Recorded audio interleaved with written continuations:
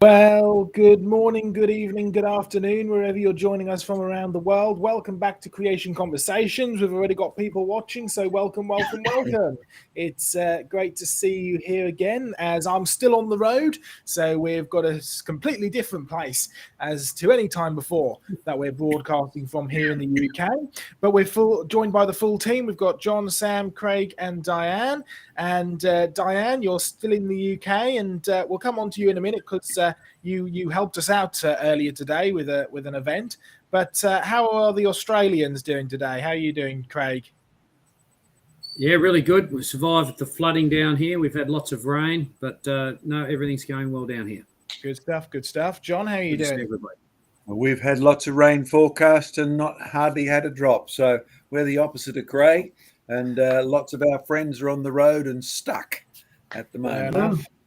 How are you doing, Sam? I'm doing well, thank you. Yes, a busy week, but I'm here. Good stuff. I'm all good. Good stuff. Well, Diane, you're obviously still in the UK, and you're going to be in the UK for a little bit longer yet. But today we actually met up, which was nice. I know we sort of that was good. We parted ways after the convention, but we met up again properly today, and we had a great time with a big group of home educators, didn't we? We did. We had a really good time. Went very well. It was good, and we discussed all sorts of wonderful things, and you did your good to bad to worse program, and I talked about some fossils and some other things, and it was a good time. It was a great time. And we're doing something as well tomorrow, aren't we? What are we doing tomorrow? Tomorrow we're going to Folkestone on a field trip, and I'm really looking forward to that. I've never been to Folkestone, and hopefully we'll find some interesting things there. And some cabbages, maybe, because I actually asked you to deal with the topic that you're dealing with tonight because we're going to Folkestone tomorrow and because we know about cabbages. So if you want to find out how evidence for creation is found in cabbages, you'll just have to keep watching because that's what you're dealing with tonight, isn't it? Yes, that's right. It's good stuff. Well, tonight's title is Downunder, Upover, right? So we're looking at evidence from Down Under, of course, Australia, as well as some of the evidence that we found here in the UK. In fact, we've even got somebody from Down Over dealing with some of the Upover evidence. That's Diane, right? So we'll have a good time. We'll have a fun time. But John, what's the plan to start off with? Shall we go through some ministry reports? I think we should do ministry reports. Perhaps start with Craig because he's got the most exciting updates. Absolutely. Okay. Well, yeah, I've got one particular example that's pretty interesting, I think, is during the week we had a visitor to the museum, Caroline, and her husband, Alan. I've got a picture of them here, and I can share in a second, but she's of Chinese heritage. I'll get that... That's up on the screen now. Oh, sorry. You've got that up. Okay. So she's of Chinese heritage, as you can perhaps see there, and but lives in Australia now. And as she was reading the display that we have on Chinese characters, she was reminded of some stories her mother used to tell her when she was a child. Her Buddhist Chinese mother would tell her stories of a global flood that occurred thousands of years ago that wiped out everything except one family on a boat. And she was particularly frightened when her mother would tell her that the next judgment that was coming, or the next catastrophe that was coming at least, would be one by fire. So she wasn't a Christian. She hadn't heard the Christian message at all at that stage. But there's an example of the flood stories coming down through different cultures after the dispersion from Babel.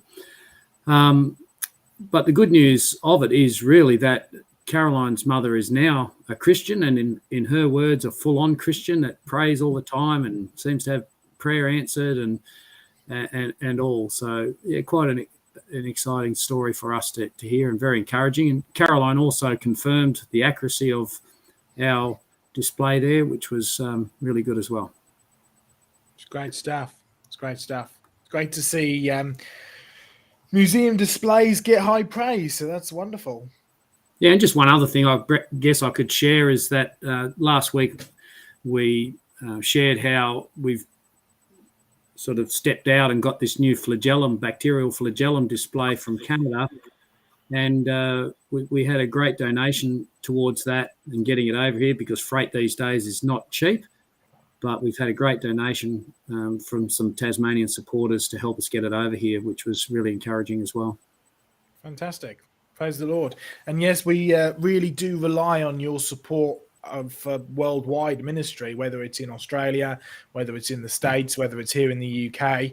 We very much rely on your support, and not just, donations, but also your volunteer help, your encouragement, your prayers. So if you can help, if you can give, if you can support, please do get in touch with your respective local creation research office.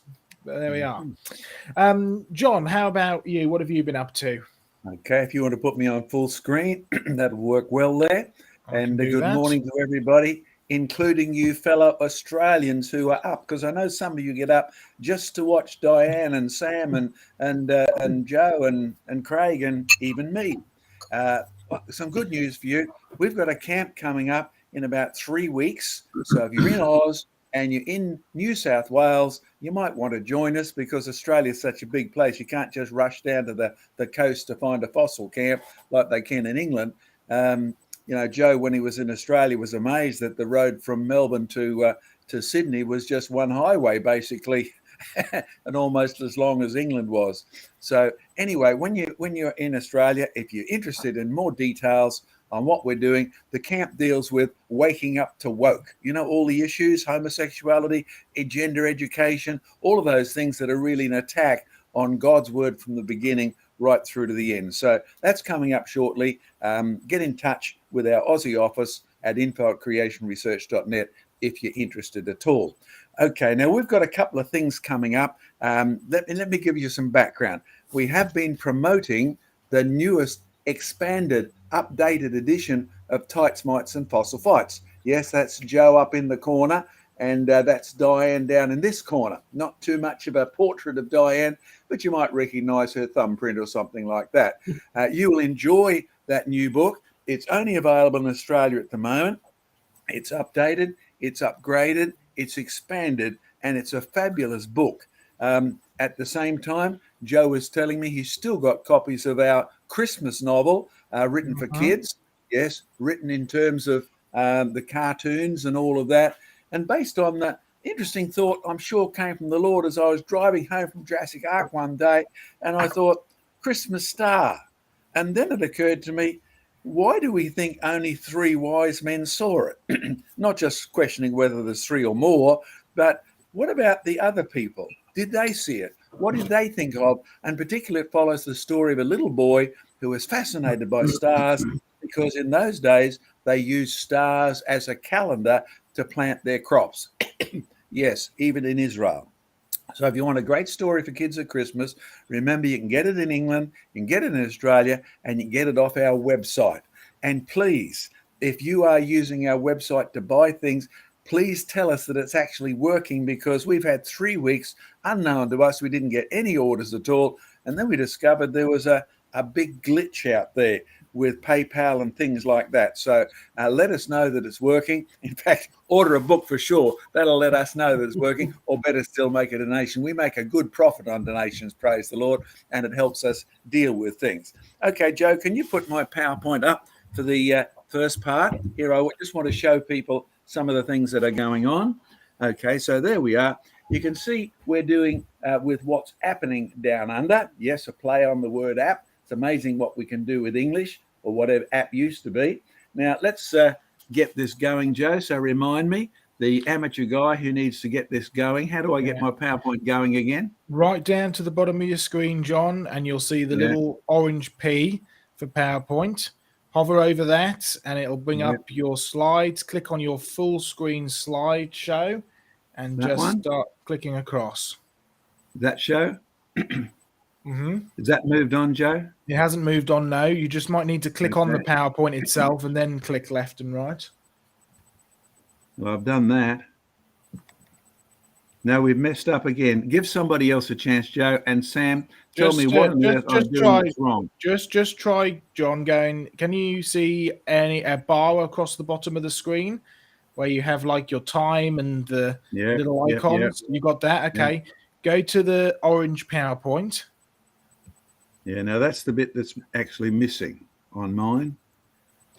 Give it to somebody else, and Sam will have to sort me out again. For some there we are. reason. It's moved on, John. Oh, yeah. Okay, very good. Okay, now we've just posted out our creation research news. So for those of you who don't get it, I'd suggest you update, because tonight has got a lot to do with Australia. And here's Craig Hawkins, one of our best evidences of creation, as well as degeneration, some people have recommend. And you'll see one of our... I'll keep, hey, Craig. And I'll tell you what, we've got a new project book coming out for kids. Didn't know it'd take me on the ark. It's a rhyming puzzle book for 4 to 7-year-olds, and it's at the artist at the moment. So it should be available here in Australia in a couple of weeks, we trust. You will love it. We've run several programs on this, and the kids have loved it, and we've loved it too. But tonight's program, and the reason we are mentioning these books, is because of this. Notice in the news that came out just yesterday, parenting, great books to teach children about. What do you think the item was that this book is actually about? Thank you, Earth. Because if you're a Christian, the Bible says, in everything give thanks to God, to Jesus Christ. Thank you, Earth. Well, the whole issue is climate change. Great books to teach children about climate change. Trouble is, the problem with climate change is it's putting man in charge, when the Bible reminds us it's God who invented the weather. And look what went along right beside it. Flooding is uncommon in Victoria, where the biggest flood was in 1934. So why is it happening now? Why am I mentioning that? At the present day, they're blaming the huge floods that are really happening in Victoria. They're not as big as the one that was in 1934. Did you catch that? Even though people are blaming the current floods on climate change and things like that, in reality, it was a bigger flood back in 1934. So what you need to know is, when you get kids these books like Thank You, Earth, you're teaching them abject anti-Christian doctrine. Can I encourage you? Have a look at our website, grab a hold of the books, and keep watching for the rest of our program on Down Under and Up Over. Okay, now let me get out of here again. Go down to there, see what we've got here. Windows key, John. Click on your browser, come back to us. Yeah, that's fine. I'll get there. There we are. Good. Great stuff. All right. Well, I think that just leaves me and Diane to catch everybody up on what we've been doing. As you know, since the convention ended, and we'll talk a little bit about some of the evidence from the convention in the Upover part of the program tonight. We've sort of hit the road. We had a couple of days off just to try and recover, and then it all came crashing back down as we realized there's a whole list of administration things that need to be sorted. So we've been sort of solidly on the road, as well as trying to catch up with all the administration stuff and trying to plan ahead and all this kind of stuff. So it's been a bit exhausting, quite frankly. So yes, we do need your support, and we do need your volunteering, because Diane, on Monday, we're actually taking you from where we currently are down in London back up to Shropshire. What are we taking you up there for? Well, we're going to do some exciting things to do with the new museum. Absolutely. We've got a great new documentary program type thing on poisons that we'd like to try and film with Diane.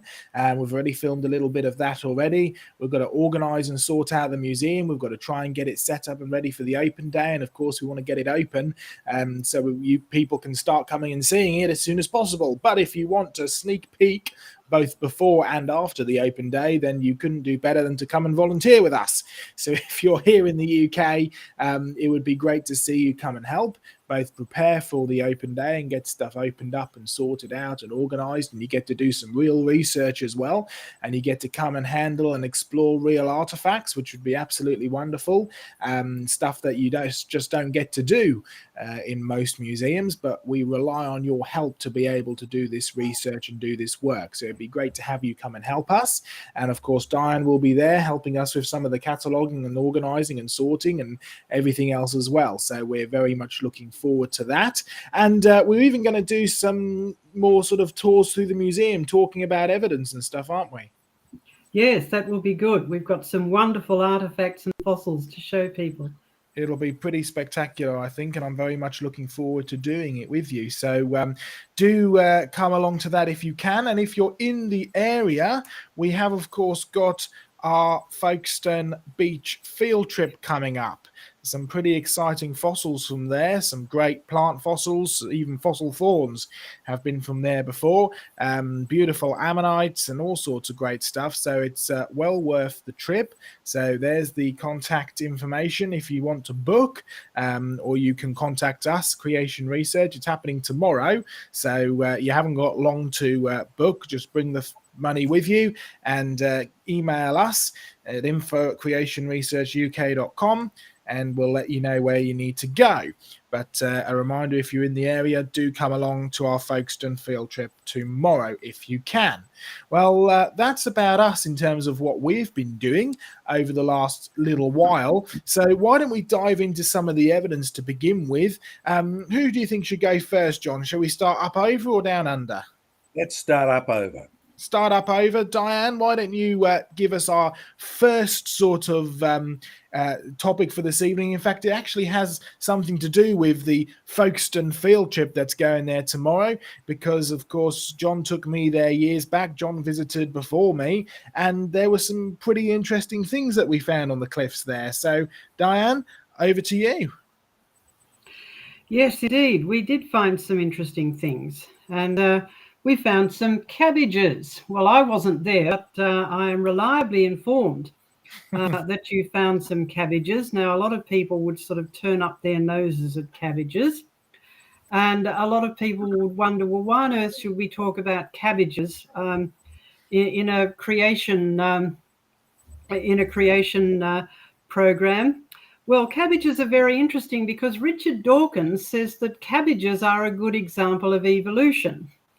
And what he was meaning was, well, supposing you went to the greengrocer or to the fresh food market and you bought these things. Now, there's interesting vegetables there. There's some cabbages, there's some cauliflower, broccoli. The one in the bottom left-hand corner is not a turnip. That's actually kohlrabi. And Brussels sprouts, I'm sure you're all familiar with. And the one at the bottom right-hand corner there is very, very trendy stuff. That's kale, considered to be one of those new superfoods. Now, you might have 6 vegetables there, but in fact, you've actually only got one species of plant. Would you believe, right? Brassica oleracea, one species of plant. So could there have been any evolution? Well, you only have one species. Nothing's changed whatsoever. It's even better than all being one kind. You got one. So no evolution there at all. So how did we get all of this variety? Well, we do need to go back to the sort of plants that our colleagues found over in Folkestone, and you can find growing around the UK in wild places. This rather weedy, unappetizing looking plant is actually cabbage, and it grows in other places as well. It grows in Europe and other places as well. And in fact, the Romans found this, so it's not new. And at our Jurassic Ark site, we have this lovely mural describing the history of all these different types of cabbages and the variety of them, showing that these are all one kind, and they are also a brilliant example of selection, but not evolution. So selection is a real process, but it's not evolution. So how did we get all of this variety? Well, it depends on whether the selecting agents, who are local farmers in various places all over the world, have concentrated on various interaction or variations rather on the stems and leaves or on the flowers. They are a flowering plant. We might not think of cabbages as having flowers, but they do. They're a typical flowering plant. So what if you concentrate on variations in the stems and leaves? Well, that's how you get all these different variations of these things. So cabbages, what classical cabbages or Savoy cabbages, which are a variation on that, are really the leafy head of the plant.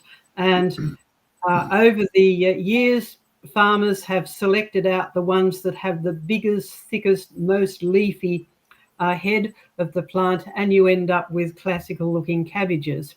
If you don't concentrate so much on making a big, thick, round head with lots of leaves, but rather look at a more spread out sort of structure, you get kale. But it's basically the same thing. It's cabbage leaves with that nice sort of crinkly edge, which is rather distinctive.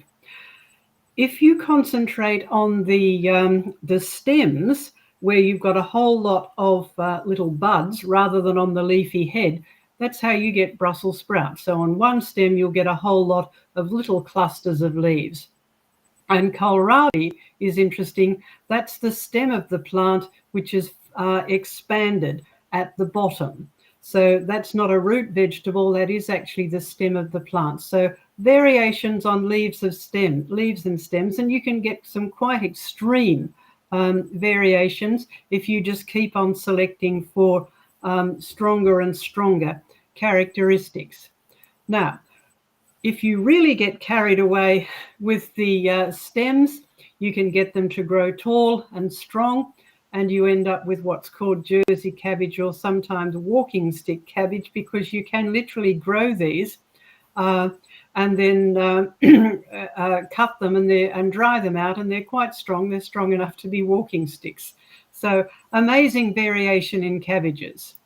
Now, what about if you concentrate on the flowers? Well, literally cauliflower and broccoli are just variations on the developing flower buds, and they're sort of extreme examples of the developing flower buds. Very interesting. So again, selecting agent being local farmers have concentrated on one particular characteristic and just reinforced and reinforced it and reinforced it, but no evolution, still the same species. And if you don't like cabbages to eat, well, you might be able to enjoy them just to look at. These are not flowers. This is actually ornamental cabbage. Now, cabbages do have other pigments besides green in them. They have these reddish-coloured pigments, and you may have even seen the reddish-coloured broccoli or reddish-coloured cauliflower in the markets, just for a bit of variation. But you can breed ornamental cabbages, which are partly pink and partly green, and they're quite pretty. And I've even seen whole gardenfuls of these, and they're very pretty. So these are not flowers. So even if you don't like cabbages to eat, you can still enjoy them. But remember, all of that variation, all one species. So definitely no evolution involved there. And Professor Dawkins is right. And the creator, Professor Dawkins is wrong, the creator is right. This is real selection, but it's not evolution. If we can come back to us now, if anyone else would like to make any comments or ask any questions. Well, I think, Diane, if I'm just going to stick up a PowerPoint very quickly, because it was actually cabbages was one of the topics that I used during my debate that I did with a guy over on the Standing for Truth website channel. And this is a graphic which I pulled together, which kind of shows you almost the degeneration, if you like, of Brassica oleracea, the common, the wild cabbage. So you can see up here, right? Look, if you start off with your brassica plant, you go to your broccoli, so you're being selected for the heads, and you select for the bigger heads, and you end up with your calabrese. You select for the mutated albino heads, and you end up with your cauliflower, right? And again, you go your collard greens, which are sort of like your loose leaf cabbages. If Napoleon marches his armies through and chops all the heads off, as they did, you end up with little tiny cabbages off the sides. And of course, as you pointed out, you can end up with the ornamental cabbage. And then if you breed it into a sort of a shorter leaf and thicker stem, and into the marrow cabbage and the kale, and eventually in the kohlrabi, where you've got the big bulbous stem, which is what is used to be chopped up and made. So you can kind of see it's definitely a degeneration. It's a going downhill, but not only, as you said, is it all one kind. Not only is it all one kind, it's also all one species, right? So you've got the cabbage. The cabbage kind, the brassica kind, there's some examples there, but they're all one species, Brassica oleracea, and yet you get this amount of diversity. And I think that in itself talks about the incredible genius of design that God has in actually putting this quantity of potential into not only one kind, but also the ability for one special type of that kind, one species, to go off and produce all this diversity. So it is pretty spectacular. I'll throw in a comment here that I've come across, because we put quite a bit of this. You might remember, Diane, when we were doing the video, Darwin's Evolution, a Very Unnatural Selection. So if you want to put up where they can get that, Sam, as a streaming, Darwin's Evolution, a Very Unnatural Selection, one of the things we came across, because I remember seeing those wild cabbages down in Folkestone and then tracing the history. You can follow wild cabbages into England. You're actually following the Roman conquest, right? 46 BC and the next one as well. So it's interesting, the history of the world, the history of cabbages. First point is man takes them around the planet. So you don't just need what are called natural forces. Humans take a lot of plants to a lot of places, and the climate there influences them. So the next major step, if you look at our mural at Jurassic Ark, we've got the history of the last 600 years, 700 years, and one of the biggest influences in cabbage type, and why we've majored on cabbages to produce so many varieties, is the ice. Remember the little ice age, 1400s onwards, etc.? If you try and grow corn or wheat, it doesn't do too well when the place is covered in ice. But cabbages survive very well indeed, because they're such thick, fleshy things. They seem to do much better in the cool and the cold than so many other varieties of plants are. And I've just come across an exciting new variation. I've currently got cabbages and broccoli growing in my garden, and I report here for the first time in world history, at least as far as I'm concerned, in my backyard, my broccoli, I've taken the major heads off, and they were beautiful. All my plants that all came from the same seed packet. But yet what's happening now, I let some of the flower heads, just the tiny ones, they're not worth eating, I let them go to flower, and on one plant we have beautiful white flowers, but on the other plant we have beautiful yellow flowers, which, as Diane and I were talking, yellow is the flower color of wild cabbages. So even the loss of color as we've developed the flowers goes along with what Joseph said. You actually have degeneration. The best broccoli looks like the stuff that's actually losing its color when it flowers. And some of you know from hard experience that if you pick broccoli or you buy it from the shop and then you put it in the fridge and forget about it, it will actually flower anyway. They're pretty tough little biters, and you have to eat a pack of flowers. Well, that's all right. I teach my students when we go out on survival camps, you can eat the flowers. In fact, you can eat most flowers, orchid flowers, cabbage flowers, and they're nutritionists. They just don't look like broccoli covered in cheese anymore. So that's a little bit of addition, and a key factor in the selection of cabbages and so many varieties. And we haven't even discussed Chinese cabbages, which I also grow, as being variation not only within a kind but within a species. So it gives you an idea of what the evolution is called evolution, which really isn't. It's change due to degeneration, including degeneration of the climate. And it's important to remind people as well, as I reminded Taylor when I debated him, I brought up a picture, right, of Charles Darwin's book on the origin of species by means of natural selection or the preservation of favored races in the struggle for life. And right down the bottom in the small print, it said that Darwin was a member of the Linnaean Association. And what's the importance of Linnaeus? Well, he is credited with introducing us to our modern classification system for animals, right?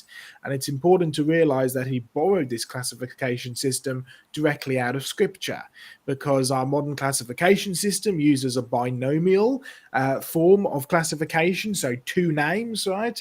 And we refer to them today as genus and species. And that word genus is taken directly out of Genesis, but in the Latin Bible. Bible, because that's what Linnaeus read. And so you find in the Latin Bible, it says that God created animals according to their genus. And in your English Bible, that word genus is translated into kind. So Linnaeus recognized that things reproduced after their own kind. And so when he invented his binomial classification system, he said, well, you've got a kind, and then that kind can continue to adapt and change, not evolve, but adapt and change into a special type of that kind. That's where we get our word species from. And you've then got your binomial system that we still use today. Kind and species, genus and species, is taken directly out of Genesis. So it fits what we see in God's world, fits exactly with what we read in God's word. And as we remind people many times at Creation Research, there are many, many theories, ideas, opinions that contradict every single part of Scripture, but the facts never actually do. So there we go. All right, well, why don't we've had some Upover evidence, why don't we have some Down Under evidence? Perhaps Craig would like to share the next segment, and then we'll have a little bit of a break while we ask some questions, and we come back to John and myself with the next sort of Down Under Upover pieces of evidence. By the way, John, I think it'd be great to do a Waking Up to Woke conference over here in the UK. So maybe that would be our next, maybe instead of a fossil convention. By the way, one of the things that we're trying to do with Creation Research in the UK is have 1 year as some kind of a convention fossil trip like we did this year, and then the next year have a sort of a conference, perhaps a 3-day teaching conference. And I'd love to deal with tough topics, right? I'd love to deal with waking up to woke. It'd be great to have some great teachings that actually help people. So continue to support us, continue to pray for us, and if you think it's a good idea, let us know. Anyway, Craig, over to you. Let's talk about some evidence down under. Yeah, thanks a lot, Joe. The question we're really looking at from this presentation is, has Australian and Tasmanian flora and fauna evolved in isolation from other regions? As most people would know, we have a very unique flora and fauna, lots of creatures and plants that are very unique to our particular regions, and Tasmania has a high level of unique creatures even for Australia. We're dominated by marsupials, and there's a red-necked wallaby from the east coast of Tasmania with the little joey in the pouch there. So they're pouched animals that carry the young in the pouch, different to the placental mammals and the egg layers as well, which we've got here with the platypus and the echidna.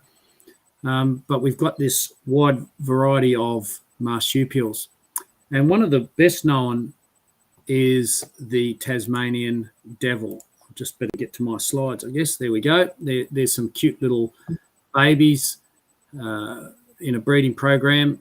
They're being bred now because they're in fact declining in their numbers, which is something we'll get onto shortly.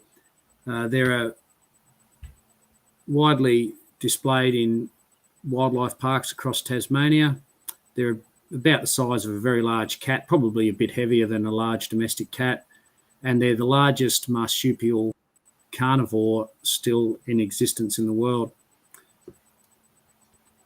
They live in dens, breed in dens, and they're found in all sorts of forest types across Tasmania. They mostly eat carrion, so they're not great hunters. They do eat meat, but not from really hunting. They even have trouble hunting small animals, but they love to eat something that's already dead, and they'll even attack a dying human in the bush if they get half a chance and think that they've got it over you. But I've got a bit of a video that will show them eating. It's quite hilarious to watch, I think. They'll fight each other, and if one of them gets a bit of the meat and starts to run off with it, there will be this whole trail of devils chasing them. But Joe, if we can get that up now, we can just, it goes for about a minute, something I recorded at a wildlife park a little while ago. But if we can get that up now, we can show everyone the devils feeding. But they do still try and get their teeth.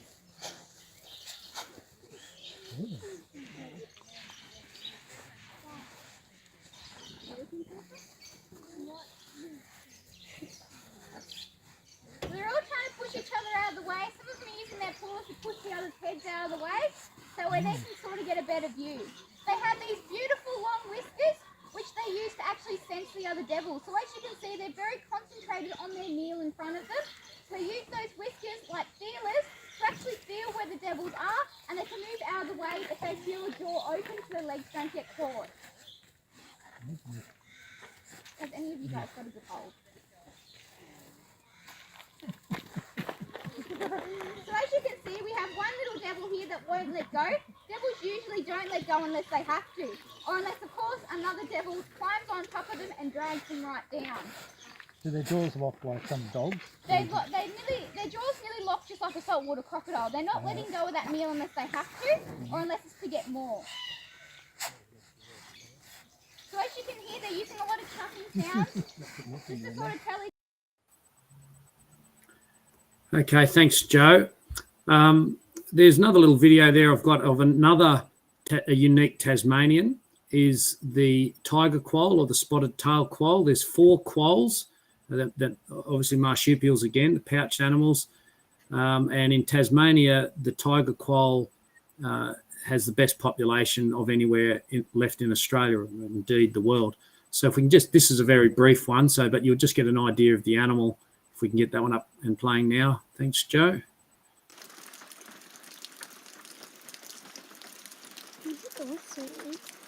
That's pretty good.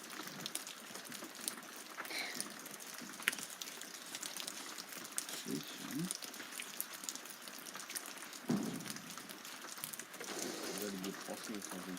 Huh? A bit of posse or something. Probably. Or a bit of wallaby probably. You got a bit of mate then.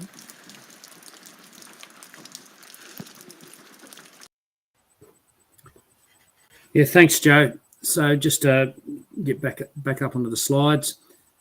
So the Tasmanian devil and the tiger quoll really are remnants of a fauna that were more widespread across Australia.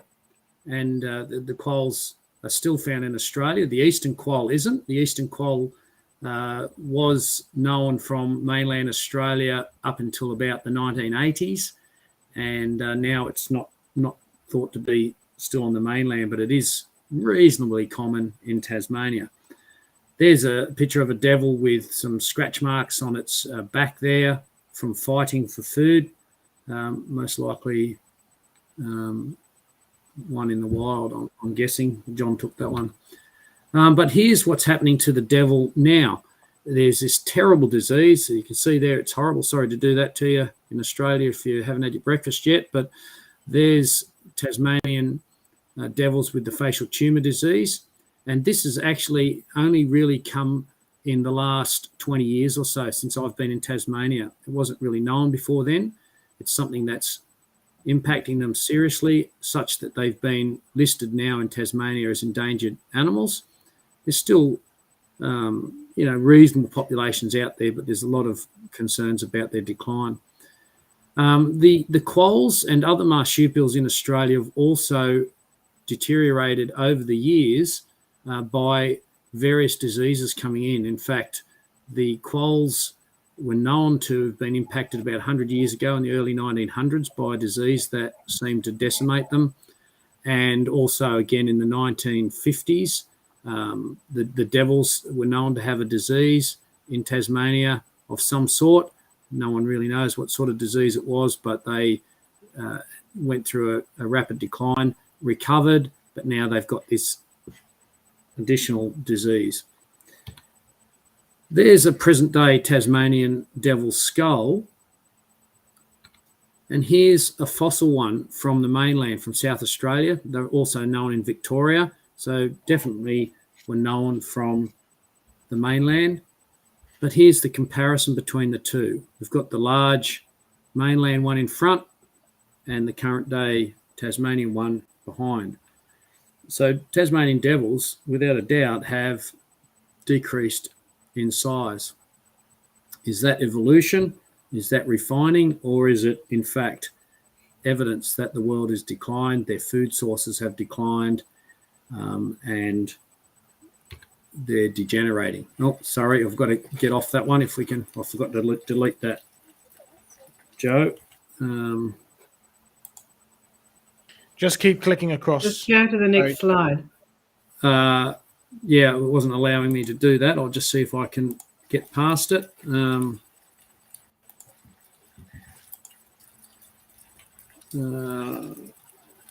There we go. Sorry about that. Okay, so here's a megalodon tooth. Another great white is another example of a creature in Tasmania that has declined. You can actually get megalodon teeth in some parts of Tasmania, been known from Flinders Island, for example. And that clearly is, you can identify sharks by their teeth. It's clearly a great white shark. But in the background of our display there is a real great white shark jaw. Same sort of tooth you can see, but that tooth is a fraction of the size of the megalodon tooth. And I know the guy that found that great white shark jaw. That's a real jaw. Back in the day when you could still collect them, you're not allowed to anymore. He found it dead in nets off the coast, and it was a 3.5 metre shark. If you measure out 3.5 metres on the floor, that's a big shark. It was so big that he couldn't get it into his boat, but he did cut it open and pulled its liver out, and its liver alone weighed 100 kilograms, which is sort of 1.5 times my entire weight just for its liver. So the jaw in the background was still a big shark, but compare it to the megalodon tooth that we know was a great white that once lived and maybe is still alive today. Who knows? There's a bit of a picture we've got of the megalodon at the museum, a massive great white shark. And we know that sharks continue to grow the longer they live. So the question that we can ask as a creationist that an evolutionist feels uncomfortable asking, well, if you've got a 15 or 16 metre megalodon shark, how old was it? So was it a better world in the past where they had their better food, where they could live longer and grow bigger?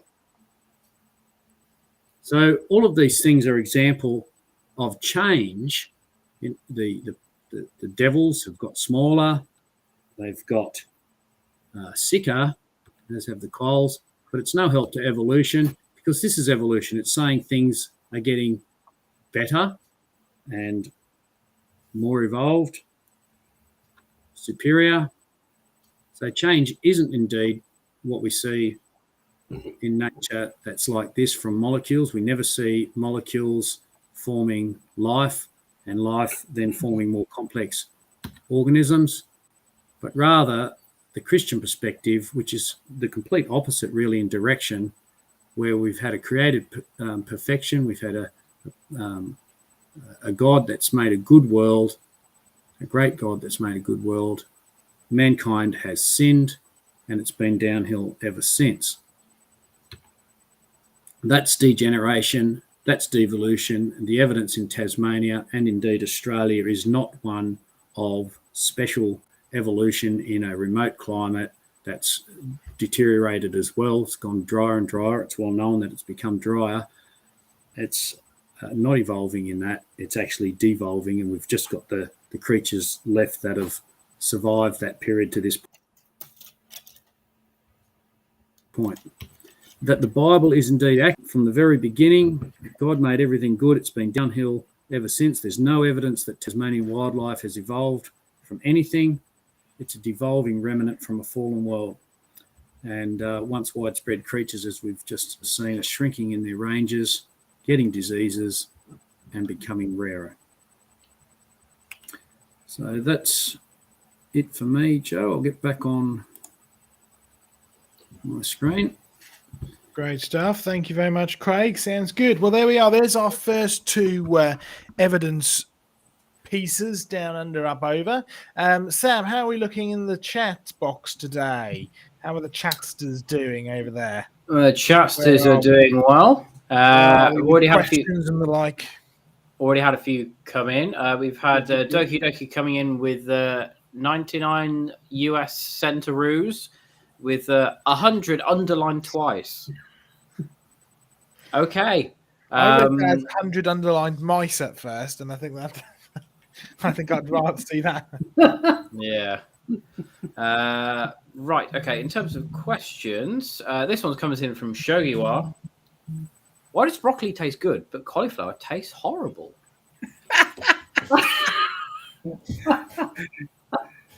Add cheese and they both taste good. That's a fair Yes. point.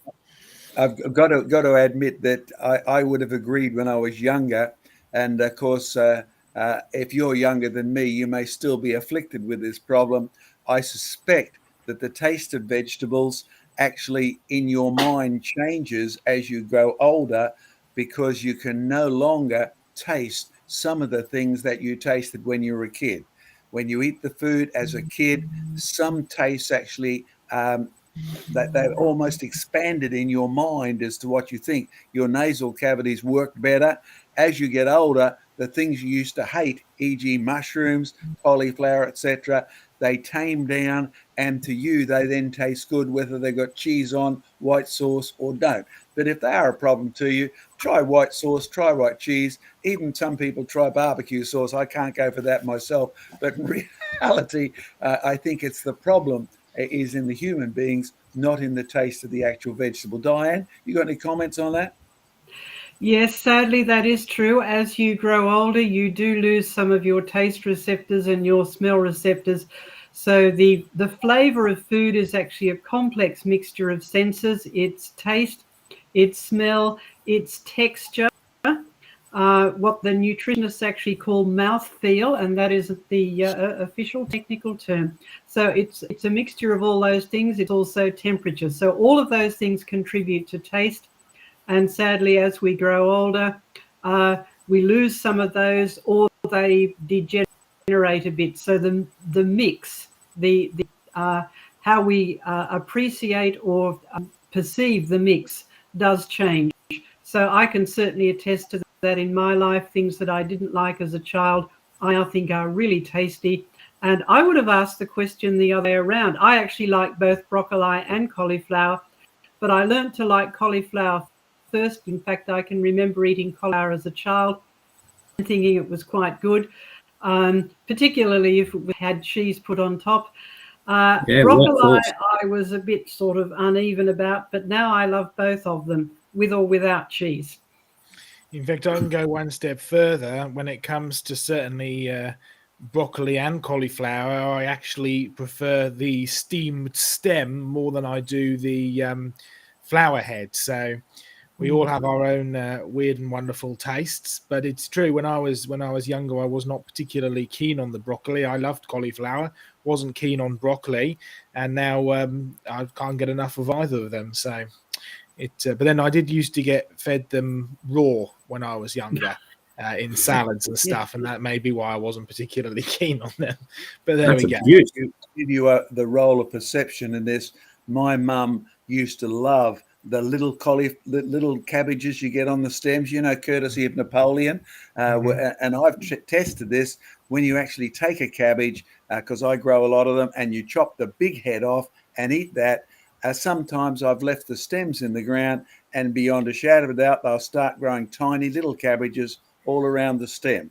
So you derive the Brussels sprouts, because this first was observed in Brussels, once you remove the top head of the cabbage. But my mother insisted, because apparently they were cheaper, insisted on giving us kids all of these little Brussels sprouts, and every one of us hated it.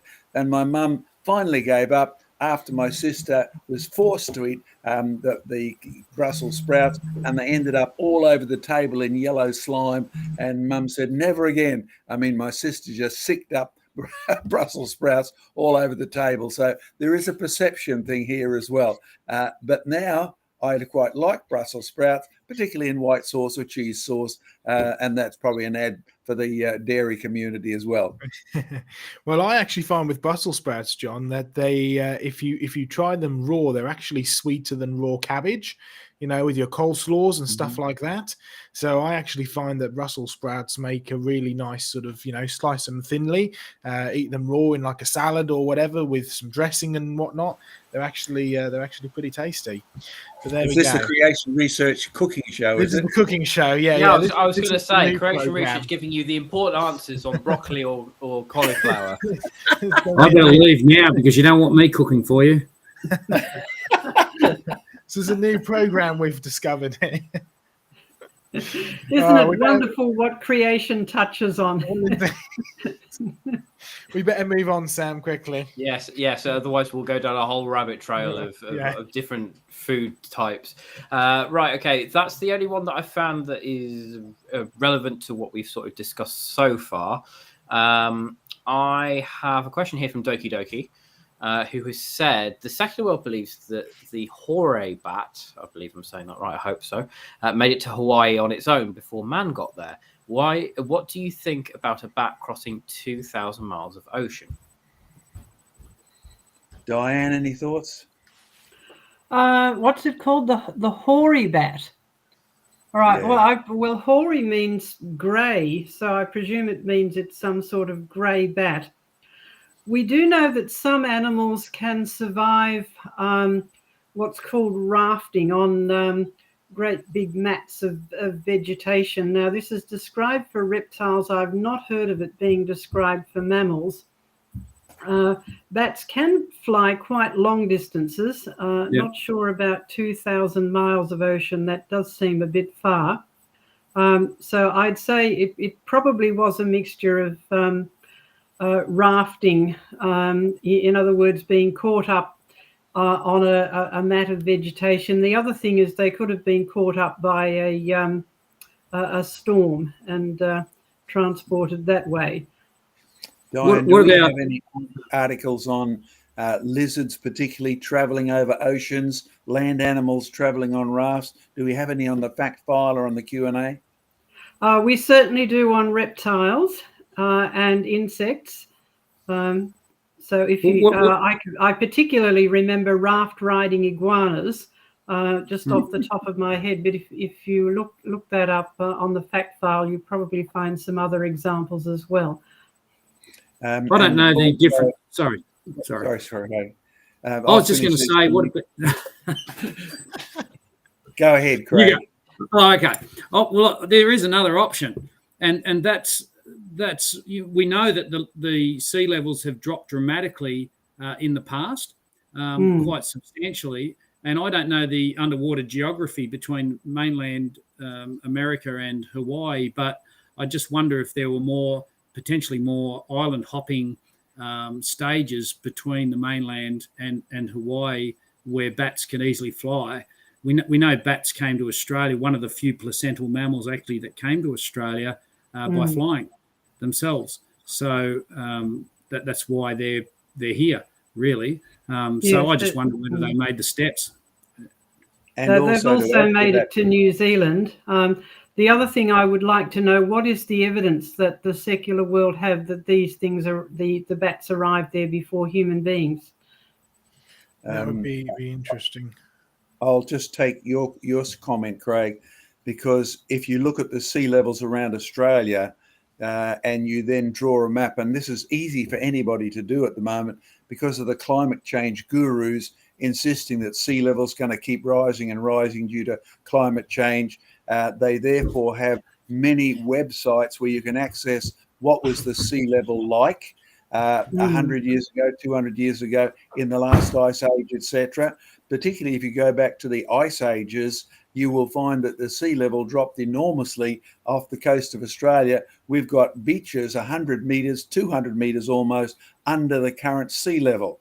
Now, if you then go to the gap between Indonesia and Australia and you put all that data in, it's already done for you on the websites, you will notice that even if you're a person, you're only left with sort of 20 miles of water to get across. So you don't need an ocean-going vessel and you don't need to fly more than half an hour's journey if you're a bat or an eagle to get to the next block of land. So therefore, we are always asking these questions, the evolutionist is, on the assumption that the present is the key to the past. and they forget their own dilemma in saying, well, the sea level has been lower. You do that and you can island hop a lot further.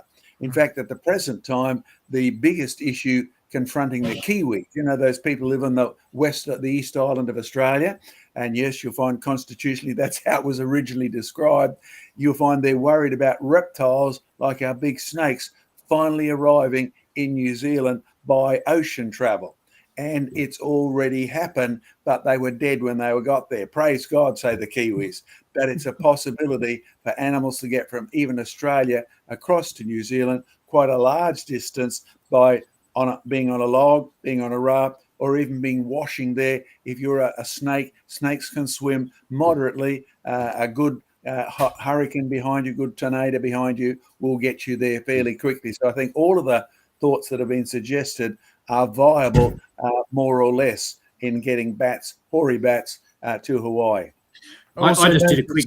Yeah. Sorry, go ahead, Craig. Sorry. I just did a quick Google search, just a quick comment, just did a quick Google search, and the actual closest landmass, an island, a small island, is actually 1,000 miles from Hawaii. It's still remote, still long distance, but given sea level issues, as we've been talking about, maybe there was more options in the past. Yeah. Well, you can see I've just quickly pulled up Google Maps, right? Just up on the screen, you can see here. There's Hawaii with the red marker in the middle. But can you see all of the underwater elevations, if you like, sort of higher parts of this continental plate where it's kind of pushing up? So again, I was just having a look just out of interest to see. Obviously, it's quite barren over this kind of way, but certainly going up towards the north, you've got all of these potential little underwater islands, which lower sea level would certainly expose some of these. So you have actually got means of actually sort of lowering the sea level to the point where you can actually get across to the middle. So there's I think probably a combination of them. If you've got several, you've almost got a path there. Look, almost going out to Hawaii. A combination of these islands being exposed and being able to island hop, and it just so happens that Hawaii is the only place where it's now left. All the other islands, the sea level has risen, the islands have sunk down. If I can add to that, as I've shared before, one of my first jobs was to map underwater rivers off the north coast of Australia, and as part of that, you look at the previous sea levels, and that island chain stretching to Hawaii is characterized by two things. When you live in an era where we have deep sea submersibles, you can actually, in fact, you can probably even do it on Google, go down and look at the geography of those islands, not only where they are, but what shape they are. And the majority of them have flat tops. So we know one thing, that's where they get their name guillots from. They've actually been above sea level when they were formed. Two things have happened. Some of them have recently sunk, right? So you'll find that progression of islands sort of looks like sink, sink, sink. And some of them are recently rising, hence many of the New Zealand or Hawaiian stories about the islands rising up out of the sea. So you only need islands that can be above water for a brief period of time as volcanic islands rising along that chain, and the bats can hop as much as they like. So don't think the present is the key to the past. You will find that if you look at the past with, hey, the sea level was different. After Noah's flood, the sea level was different. During the ice mentioned in Job, the sea level would have been different. Don't think it's a problem just because it's so far for you to swim in the present day world. No, good point. Great stuff. Right, let me just close this down very quickly. Hang on, where are we? There we are. Stop sharing.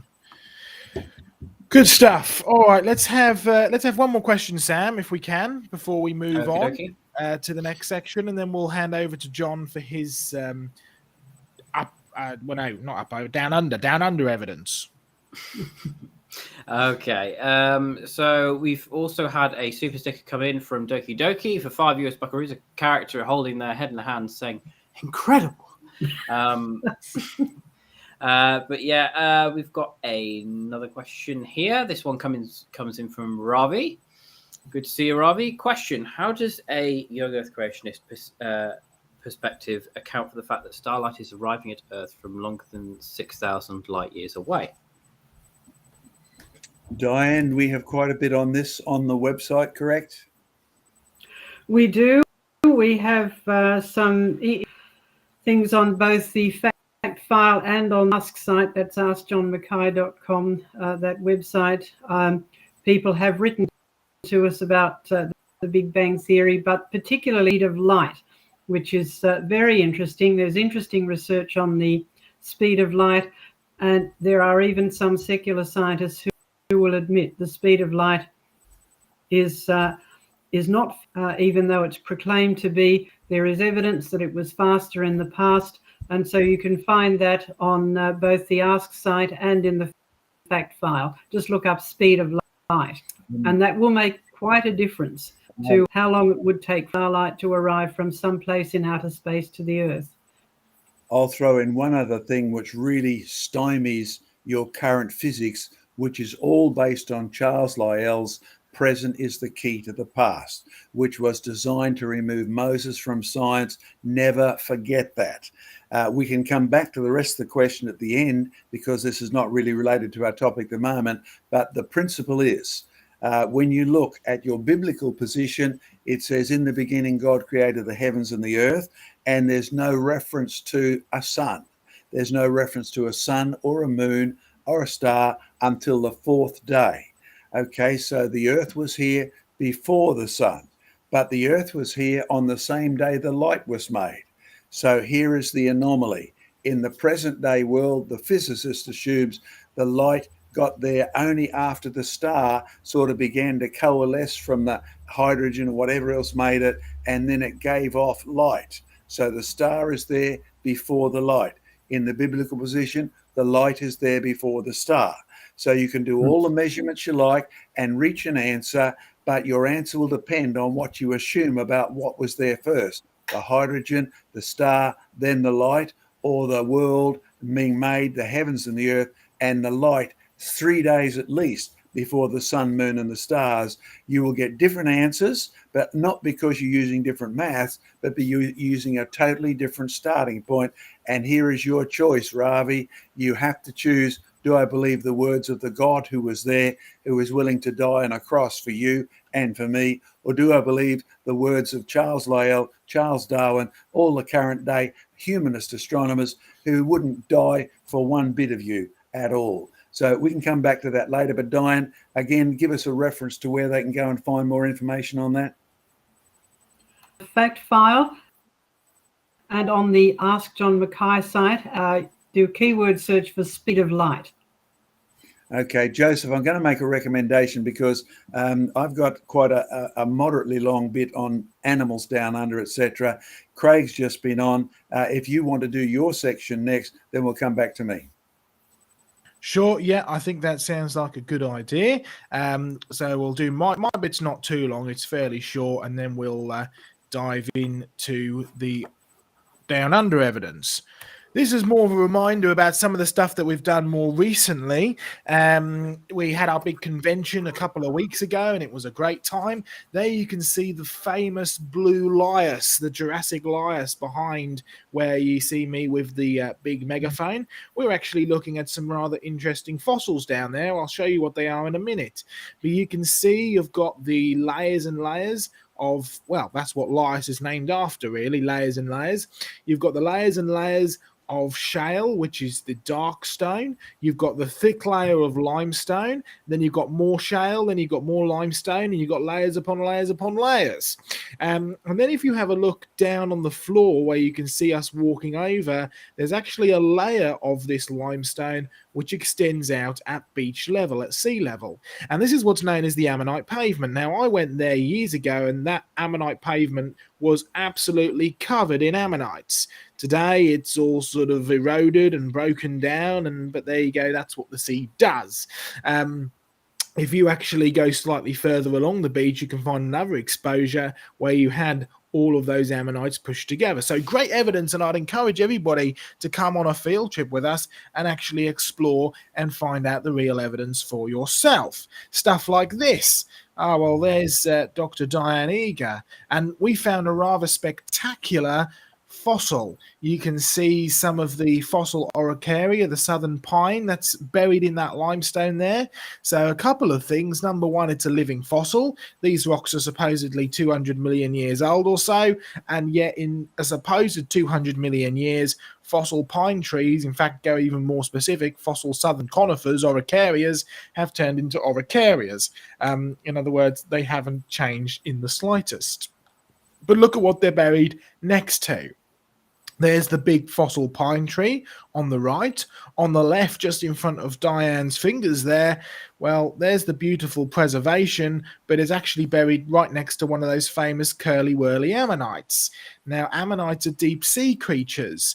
They, if their morphology and their way that they lived is very similar to what nautiluses are, which they certainly seem to be, they would have traveled down to the depths and back up again at night. And so what on earth is it doing buried right next to a rather spectacularly preserved fossil southern conifer?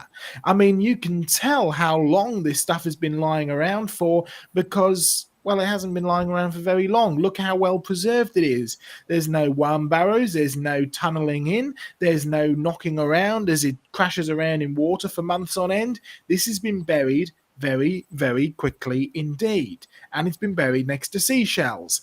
And we like to make the point that when you've got seashells and you've got them buried next to fossil wood, you have evidence of mixed environments and you have evidence of a flood. Sea creatures and land plants buried together is evidence of a flood for sure. And here's Susie. And Susie's made a rather spectacular discovery. Can you see what she's pointing at? Now, I've been up and down these beaches for years, right? And we've only ever found one or two of these at any one time. We were really blessed at our field trip down in Dorset because we found about 7 or 8 of them in one hit. Some rather spectacular fossil nautilus shells. Now, nautiluses are the classic living fossil. In fact, it was Charles Darwin who invented the term living fossil. He said that these are supposed to be anomalies. He said these anomalous forms could even be called the living fossils. And then just a few paragraphs later, he said that it's not the strongest creature that my theory depends on surviving, but the one that's most adaptable to change. And yet we have something that hasn't changed in, well, I suppose 200 million years. It's stuck in a rut. It hasn't changed at all. And you realize very quickly that actually what it's been doing is reproducing after its own kind, just like God told it to do when he created it. So you really don't need the millions of years in the slightest, and there simply isn't any evidence for them in the rocks. All you find evidence of in the rocks is that God created just like he said he did, and you find evidence that they've been buried extremely quickly in flood waters for sure. And of course, Diane had to go and find her own one. But that was all right because there was plenty of them down on the beach. We found quite a few, didn't we? And some we did indeed. It was wonderful. Rather spectacular pieces of evidence. I mean, they're just beautiful, stunning creatures in the world today, and their fossils are even more spectacular, in my opinion. You can see all the chambers. I mean, this is in the side of a rock, right? So it's been kind of worn down, so you can actually see where the shell is. You can see the inside chambers really clearly. It's a really rather beautiful specimen. And we actually have our own collected one, which has been cleaned up beautifully, and it's back now in our Creation Research Museum collection. So a reminder, if you can get across to us on the 29th of October, I'll be there, Diana will be there, we'll take you through the museum, we'll have some presentations, we'll share some food together. It'll be a pretty wonderful time, and if you can help us prepare for that and get the museum up and going anyway, we could certainly do with your help very soon. All right, this was what we were looking at right back at that first picture. Look at what I'd found. You see the ammonite, the big curly whirly? It's interesting because quite a lot of these have actually not got their middles in them anymore. I mean, we know that the ammonites got thinner as they went to the middles. It seems that these ones were so thin that they actually got destroyed. But you've certainly got these large outside curves still there. And you've got quite a few of them buried in this part, which may one day become the ammonite pavement number 2, right? But have a look at what we've got as well. some beautiful fossil timber. In fact, this is the first piece of fossil timber that I've actually found down on the Jurassic coast, and this bit was at Monmouth, which is over to the right-hand side of Lyme Regis as you face the sea. It's actually an in situ, and by that I mean it's actually still buried in the rock that's part of the cliff, fossil timber. We have to be careful because me and John get confused over in situ. You see, in situ doesn't mean the tree lived here, died here, and got buried in situ as it was. What I mean by in situ is it's actually buried in the position that it was buried in. It's still in the position that it was buried in the cliffs. Most of the time, you find bits of fossil timber that have washed out of the cliffs, they've rolled around, and they get washed up on the beach with a great big chunk of wood in it. And it's fantastic evidence. You can look at it, you can find it buried next to seashells, you can look at how well preserved it is, but what you don't get to do is get the big picture of how this wood was like when it was actually buried in the cliff. Which way was it pointing? How was it buried originally? How was it exposed? What was it buried next to? Well, this was pretty exciting because it's the first time that I've come across this fossil timber actually in its original position as it was buried in the rocks during Noah's flood. And one thing's for sure, it certainly wasn't in situ in living form, right? It didn't live there, die there, and get buried there. It got ripped up, it got stripped of its branches, stripped of its roots, it get washed into position, buried next to deep sea ammonites and fossil shells and even fossil fish, all buried together, and a wonderful piece of evidence of a massive flood dump. And I'm hoping that the sea will continue to do its work and expose this, because this is the ammonite pavement take two, right? This is another ammonite pavement in the making. The first one's being eroded away, the second one's getting eroded back, and in a few years' time, who knows, you may even be able to see another spectacular ammonite pavement there. But I'm certainly hoping that if it does do that, then it'll expose even more of this fossil timber in location in the rock, because it'll give us a good indication of the way that the water was flowing. You see, just one piece of fossil timber on its own isn't enough. You need to have 2 or 3 pieces so you can actually start to see the direction of flow. And what's interesting is when you start to find places on planet Earth which have got these fossil timbers, multiple fossil timbers, you find that you're dealing with a log jam for sure.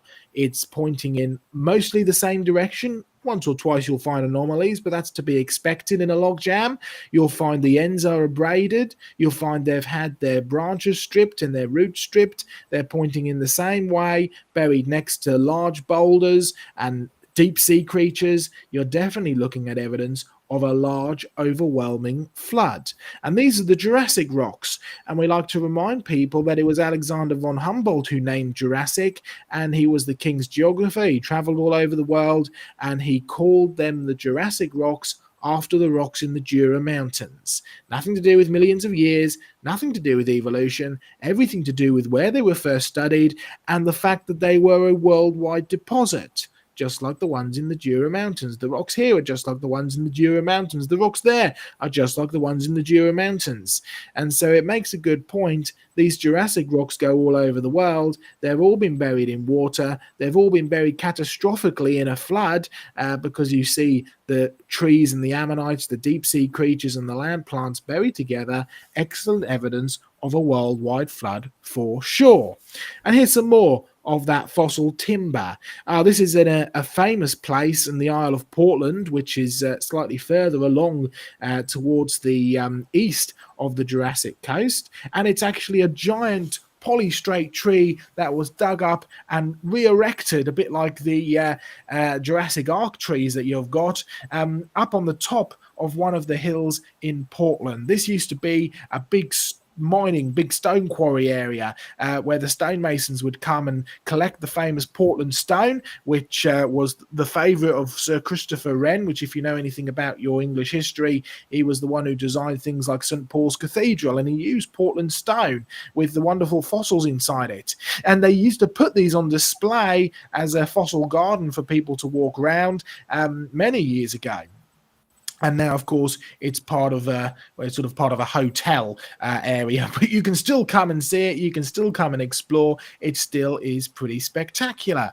And we've got a great big group photo of us all right next to this giant fossil tree. So it's amazing the kind of evidence you can find if you know what you're looking for, including things like these.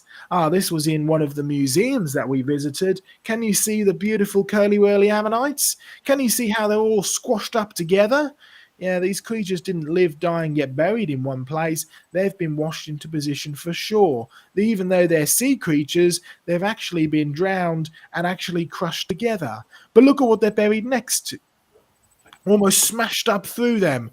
These beautiful pieces of fossil timber, fossil wood. Yeah, Lyme Regis, beautifully prepared, by the way, but certainly evidence of a flooding event. A drowned flooding event. And another example that we like to show people is actually on display in many of the museums. This is one of our, you see, Nautilus shells, more living fossils, beautiful example. And the ammonites, this was a rather enormous slab that I found a number of years back. I couldn't take it back with me as much as I'd liked. But if we go down to the Jurassic coast, you can find that there's even dinosaurs there. Land dinosaurs, proper dinosaurs, not the swimming dinosaurs as they're often called, which aren't technically dinosaurs, but they're certainly found there. Again, land creatures and sea creatures buried together. This one's called the Scelidosaurus, and it's on display in the Charmouth Heritage Centre. There's the reconstruction of it there, and there's the picture of it in the Charmouth Heritage Centre. Now, do you notice one thing? It's squashed. It's been squashed for sure, but you can find some even more spectacular evidence if you know what you're looking for in this very fossil. Now, they have big pictures all throughout the Charmouth Heritage Centre saying, don't take any photographs. These are all, private specimens. So we had to go, and John, I know you a number of years back went and actually found the owner of this specimen and asked if we could go take some photos. And look at what the owner's pointing at there. I mean, can you see it in between the big bits of bones? Getting a bit closer, we're actually looking at food in the throat. Now, you can tell with food whether it's on the way down or whether it's on the way back up, and this is certainly food that's on the way back up. This is a vomiting Scelidosaurus. Not only is there food in the throat, there's actually food in the stomach as well. Food in the stomach, food in the throat. This creature has been squashed. He's been squashed so suddenly and violently, he's in the classic drowned dinosaur pose. He's actually had his food forced back up his throat. He's halfway through vomiting. Food in throat, vomit, squashed, drowned for sure. Yeah, we're definitely looking at evidence of a flooding event. In fact, all of the Scelidosauruses are found in the one layer, buried next to trees, buried next to swimming dinosaur creatures, buried next to plants, buried next to fish. Yeah, definitely evidence of a flooding event for sure. Drowned, seashell, buried dinosaurs. And a reminder of the point, and this is a point that we'll be making tomorrow as well, because in both the chalk and the gault that we'll find at Folkestone, you have land creatures and seashells and plants all buried together. Definitely evidence of a flood for sure. And these are big deposits. They're not small ones. They go all over the world. Evidence of a global flood for sure. Well, a reminder, creationresearch.net, creationresearchuk.com. You can find out our streaming sites. You can watch more of the evidence. You can support the very expensive projects that we have, like a museum project, like getting Dr. Diane Eager over here to film her and produce these documentaries and actually help us with the museum and volunteer with us as well. And all that information can be found on our website. So I'm just going to finish it there. There's a nice little bit of evidence from the upover side of things. John, how about we dive straight into your next section, which will take us through, and then we'll have a few questions before the end. Sounds good to me, Joe. Of course, this is the fossil guy here, John Mackay, the creation fossil, struggling, of course, with PowerPoints and getting things onto your screen over there. So let's see if we can do this. Sam, is my PowerPoint still up? It is indeed, yes. Okay, can I just make it work? No, I can't. So what do I need to do on this system to make it work?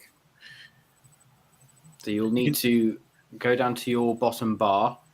Yeah. You see your bottom bar? And you want to Yep. hover over where it says PowerPoint. There should be 2 windows that come up. Yeah. Yeah. You want to click onto the PowerPoint itself. There we are. Yep, all good. Good. Okay. So we're doing well now. So taking you back down under, now we've been up over for a little bit. There's not too many countries in the world where you can have the animals wandering through the shop. Now, people in Australia, visitors to Australia, love this sort of quirky business. We can get Aussie animals, baby Aussie animals. You can pick them up. You can be there at their birth. You can do all sorts of things. Now, Joseph, I believe, as a qualified zookeeper, is planning a few little animal reptile displays at your new museum, eh, Joe? I think that'd be great when you finally get to them. And the kids, they just respond incredibly. In fact, Joe and I have taken snakes to school classrooms and all sorts of interesting things. In fact, even to a church. Quite amazing. You can come to Australia and you can meet these creatures in Eastern Australia, up in the gum trees. They love the blossoms and they add a lot both to the colour and to the, well, they are hard to see in the wild because they mix in so well. It's like a soldier's, absolutely ornate uniform, except that it breaks up his outline. Look at those beautiful birds. And they do love the gum tree blossoms. And they can be quite inquisitive. Well, this is Australia. This is down under. This is one of these interesting places down under if you can afford an extra day or two to go visit it. Oh, there's plenty of rocks, so we know a lot about its geology.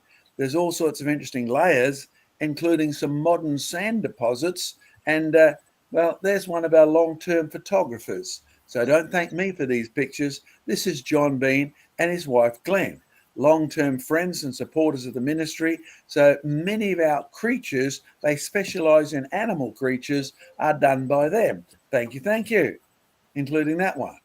Oh, what's that one?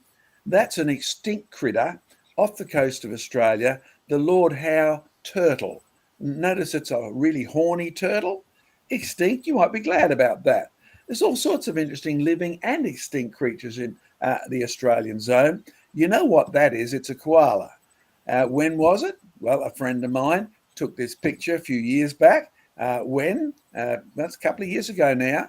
It's a koala rushing into the surf, just off the islands here in Eastern Australia, out there on the beach. As to why it's doing it, we've discovered that he wants to get rid of his fleas. If he can't eat enough gum trees, eucalyptus oil, which makes their blood taste pretty awful to the fleas and that, they'll use the surf to go for a wash.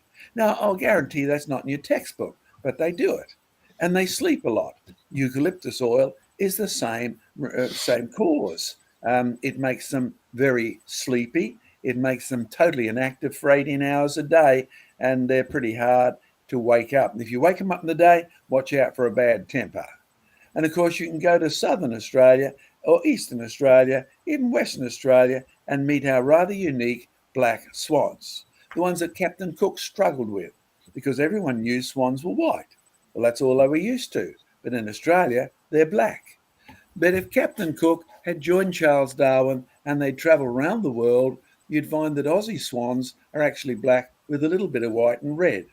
If you go to South America, you find swans are actually mostly white, but they've got black necks. And if you go to England, you will find that they have black nodules above their beaks, but there's almost no black on the rest of them.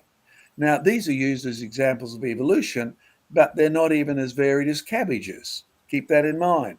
You can produce hundreds of varieties, even in the same species.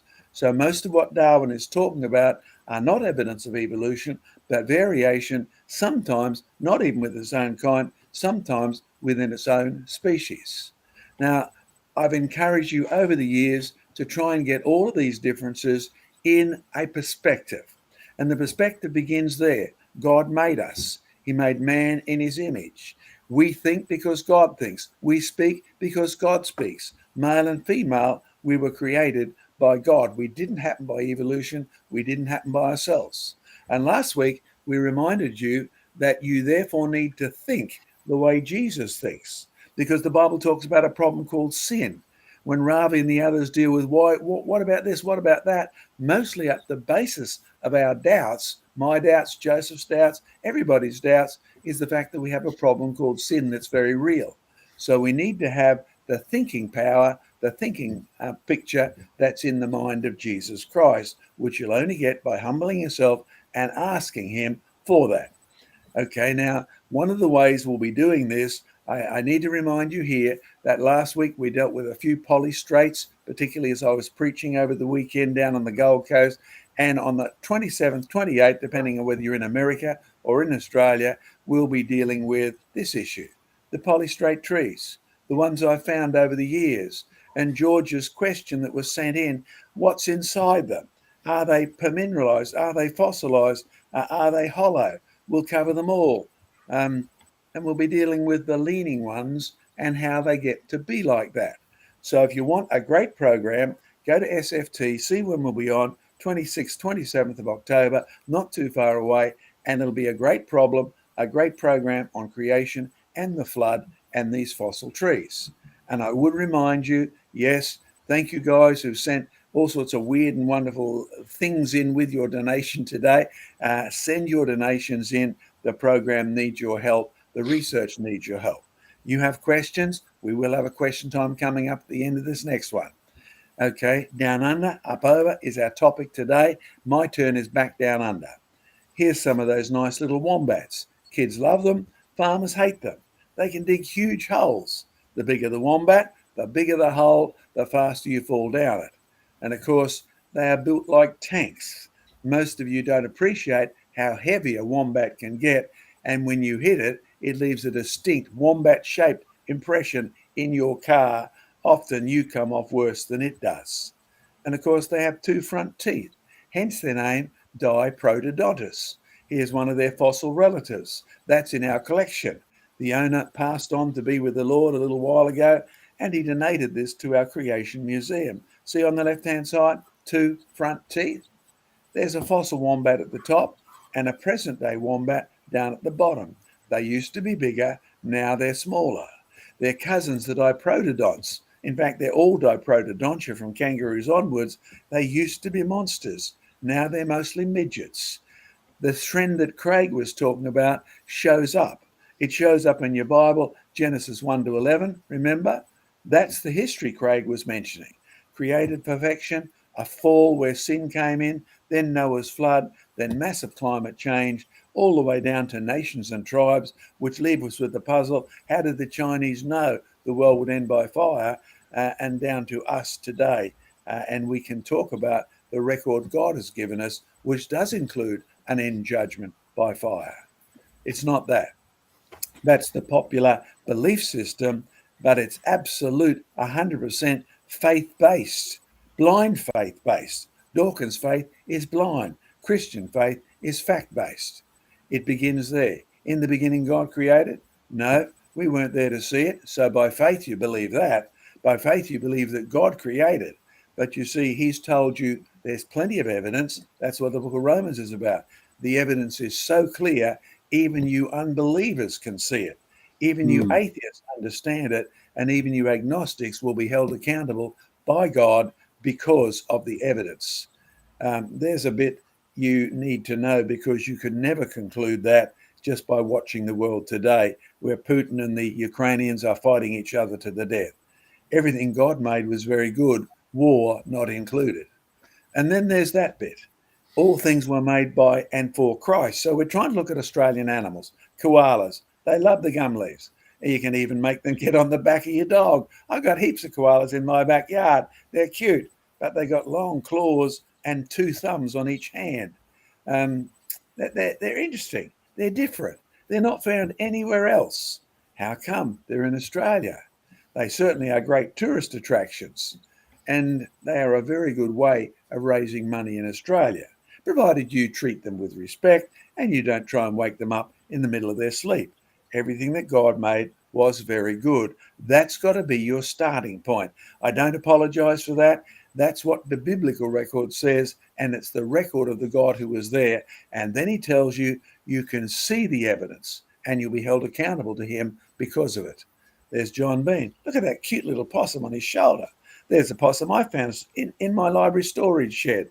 I decided to make friends with him. How do you keep them? They love dark holes.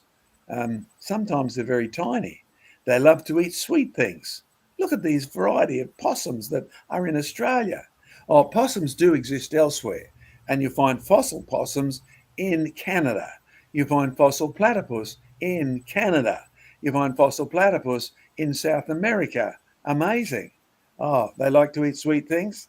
This guy's eaten a bit too much, don't you think? Too many sweet things. Actually, it's the tourists who are killing these by the fact they love to feed them things they shouldn't be eating. You see, in the beginning, all creatures ate plants. Do you have a perspective when you're trying to explain Australian animals, how they got there, how long ago it was, that there was no death or suffering in the beginning? The quolls didn't attack other animals and tear them to pieces. The Tasmanian tigers didn't scratch and bite and spread cancer. There was no death and there was no suffering. We've got the world's biggest chickens. Aren't they cute? Now, they are a type of bird that's found in South Africa and they're found in South America, different species, different varieties, but the same sort of creature. Emus can't fly and they're very shy. So if you want to get close up, you need to do that. Or you need a good telephoto lens, or you need to do something stupid. They are inquisitive. They will walk up to you to see what you're doing, provided you keep dead still. Amazing. How was that picture taken? Do you realize you can get them up close? If you lie in the grass, put your feet up, wiggle your toes, they'll come over to see why you are actually in the grass, and you can get some good close-up pictures. But when you dig up their fossils, they used to be bigger and now they're smaller. Emus, and this is from the Australian Museum's book on giant fossils. They used to be bigger, now they're smaller. Okay, the biblical picture includes that. God said to Adam, because you've disobeyed me, because you ate the tree from the fruit of the tree of the knowledge, you'll go back to dust, and dust is not very good if you want to stay alive. You catching it? When God made the world, it was very good. Don't blame him for what's gone wrong. It was in perfect shape when he gave it to our hands. Of course, you'll find the koalas and the kangaroos at our theme parks, and the kangaroos love to come and have their share of your McDonald's fries. But can I warn you? Don't give the little baby Joey a push and shove him away, because Dad's watching. And Dad is really good at boxing. And those big long claws on its feet, no, they won't tear each other apart. They have reinforced stomach pads, but you don't. And they range in size right down to the tiny little, well, look how small that guy is. They range in size from that tiny up to the tree climbing kangaroos, up to the 1 meter high black faces, all the way up to the 2 meter high giant reds. Now, these mainly live in the outback because it's a bit hard for them to fit in the jungles, and they have to be able to hop. So they migrate very well out on the plains. But you see the fossil on the left? That's how big they used to be. There's a giant grey on the right, as tall as me. You see, that's change, but it's not evolution. Now, the Bible includes good examples of change, including lifespan. Methuselah, who knew Adam and who knew Noah, lived 969 years. Wow. And he died. But you see, the dying bit is not very good. But then Adam's sin brought death. God told him how to avoid it, but he didn't. Everything God made was very good, and good did not include death. Why am I stressing that? You theistic evolutionists need to wake up to yourself. Your theory includes death as part of the process. And God said, no, I created man. I created all these creatures, and it was very good. There was no death, no suffering. From creation to Noah's flood, a daily mist watered the earth. You're wondering how long they could live and why? Take the climate that God made, the one that was very good. This one, well, that's outside of Rockhampton. It's not very good. See how dry it is? Go up into that gum tree type forest. There's a cliff. Climbing these sort of things keeps me moderately healthy in my old age. Yep, have to acknowledge it now. The district nurse visited me the other day and said, now you're 75, you get a free ECG. Not that I asked for it. You can get your heart checked. You get all of these things all for free. There are some advantages in living to be a fossil. But you see the actual trees there, fossil trees, buried in the midst of rounded stones. These are stream flood deposited. They haven't worn down to be tiny, so they didn't spend too long in the stream, but they were quickly buried, and it was a flood type deposit, buried amidst fossil trees that have turned to stone. But at the moment, you don't know how big they are until you get up on the top. There's my friend Eric. You see, he's touching the stem of a tree. Well, it turns out the stem of a tree ended up being huge. There's one of my daughters. There's another one a bit further back. There's Mr. Eric way back in the distance. No, we didn't discover this tree. It was found by an oil drilling rig, and it turned out to be 130 meters long, nearly 410 feet on the non-metric scale, and it was 30 meters around, and it was a giant fossil pine tree. We found quite a few of them. Well, not me personally, I've only ever seen that one, but I've seen this one in the museum, the Dinosaur Museum out at Winton. Oh, that's not the whole tree, that's just a branch. Look what they say. It's a 100-million-year-old conifer tree branch. Now, we don't have any pine trees, conifer trees, with branches that big today. Now, I don't believe the 100 million years old, but the fact is it's easy to prove it's a conifer because it just looks like conifers today. And it's easy to prove it was huge. The rest of it's still in the ground, and this is one branch. Now, to give you an idea, I made up this diagram for America to give it first. The man was 6 feet, nearly 2 meters tall. Put him beside a jumbo jet. You know, the ones that were put out to pasture a couple of years ago now, 250 feet, 6 feet long. There's the man at the left-hand side. Now put the tree in the picture. Now that's a tree. You realize in a world that had a mist every morning, there was no floods. So the climate change is a post-flood event. The climate change in Victoria that's flooding everywhere didn't happen in the first world. You didn't get washed away or snapped off by hurricanes. It didn't happen. Things are so different now. By the time you get to the flood, only Noah and those with him on the ark remained alive. Everything was very good, not for the people who didn't make it onto the ark. You see, don't blame God for a bad world. Everything he made was very good. If Ravi and the others want to know what's wrong with the planet, look in a mirror. It's us. Well, my mum used to take me to the museum every year. Once a year, we would go a long way into the city, and took a long time in those days. No fast transport. We didn't have a car. And I watched this experiment. Lungfish. Why lungfish? Well, our lungfish in the one river system they were in struggling.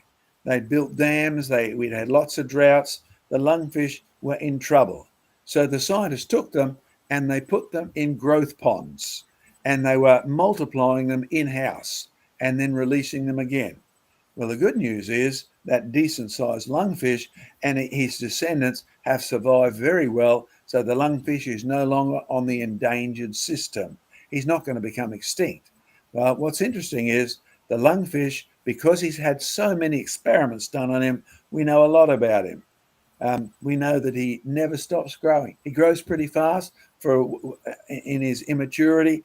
Then he'll keep growing, but very slow. There's a picture of present-day lungfish. There he is compared to the fossil lungfishes. He used to be a monster. Now he's a midget. Now, if you want a good interpretation of this, I'm pretty sure it tells you lungfishes used to live much longer on average. But then the Bible says so did people. And the last one you've got a decent record of is Moses, who was 120 years old when he died. Now, you might think, wow, that's a long life. Well, not compared to Methuselah, it's not. So even humans have lived shorter lives. But Moses, why did he die? Well, it's certainly true when he died, it wasn't very good because we know why he died. He didn't die of old age. It says Moses, being 120 years old, was sound in body. He had the body of a young man still. But you see, Moses sinned. And as a leader, I'm sorry, but you see, God gives leaders more privileges, but he also gives them more responsibilities. Moses disobeyed God in a simple thing like the instructions he gave to rocks to bring forth water. Moses said, Do I have to bring forth water? No, Moses could never do that. It was God who did that, and Moses forgot to give credit. Moses sinned, and the wages of sin is death. Moses didn't die because he was old. He died because he sinned. Well, we have a few crocodile hunters in Australia. Here's one I used to know by Robbie. Look at his friend, the crocodile. Robbie discovered ages ago that if you hit a crocodile on the nose, it accepts you as its leader. You can do things like that. By the way, the croc can't turn around and bite you because its head and its neck are not very flexible. Because you probably wouldn't be willing to take the risk. But Robbie's discovered that the pictures of crocodiles in the caves the Aborigines painted, they used to be bigger. But then the fossils did too. 100-year-old croc on the right, fossil croc. How old? I suspect it used to be really old. And if you can't get the picture yet, here's a croc, present day one, beside a man. There's a fossil croc. They used to be monsters, now they're midgets. Of course, in the early days, they only ate plants and plant food. You say, that's not possible. Look at their teeth. Well, even today, the baby crocs will swim up the rivers and they will collect a pile of stones in their stomach, and it's because they can't chew, they can only rip. Whether they leap out of the water and they grab fruit, which they're known to do, they still can't chew it up. The stones in their stomach actually act as a rolling mill. Amazing. They can, just like the giant megalodons, they can digest plant food. Change is true. What's the point Craig made? What's the point Joseph made? The point Diane has made? But it's not evolution. Variation even within a species for animals, as well as for plants, as well as human beings. You saw the Chinese lady back at the start. She's not a different species. She certainly has what appear to be different eye shapes. Perhaps it's just due to the percentage of fat in the top half of her eyelid, and it's not even a mutation in the normal sense. Can I encourage you? Support our research. Join us on the 26th or the 27th of October, and I'd encourage you, come in now with your questions as to why they may have been so big or how did all this happen. Joe, if you can switch me off and put me back on the main screen again. Go down to here and down to there, and we should be right. Look at that. I did that all by myself. I need rounds of applause and Dicky Docky to send in another cup. Well done. Well done, Look mate. at that. Good stuff. Good stuff. Well, that leads us nicely on to the last 20 minutes or so to deal with some Q&A. And I see that the chat's been fairly lively, which is wonderful. Yes. So thank you all very much. Sam, over to you. Let's do some questions. Any thank yous? Any questions? Let's go. Yes, we do. Yes, we do.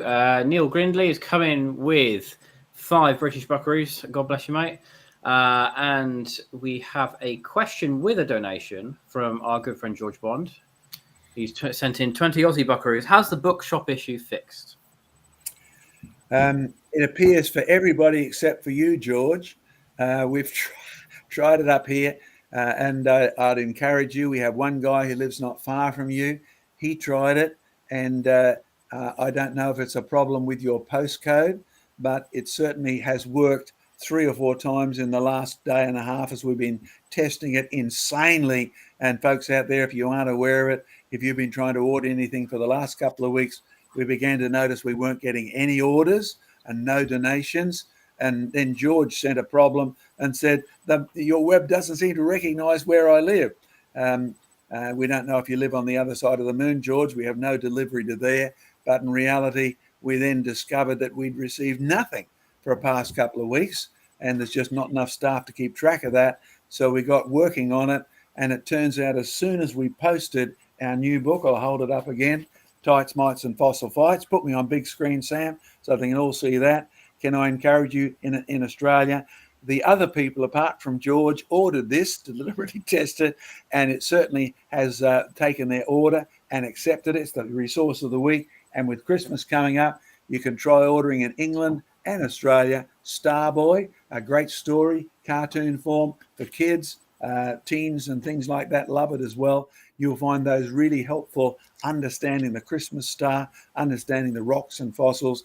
And George, as far as we can find, it works for everybody except for you. I think you sent a donation through PayPal.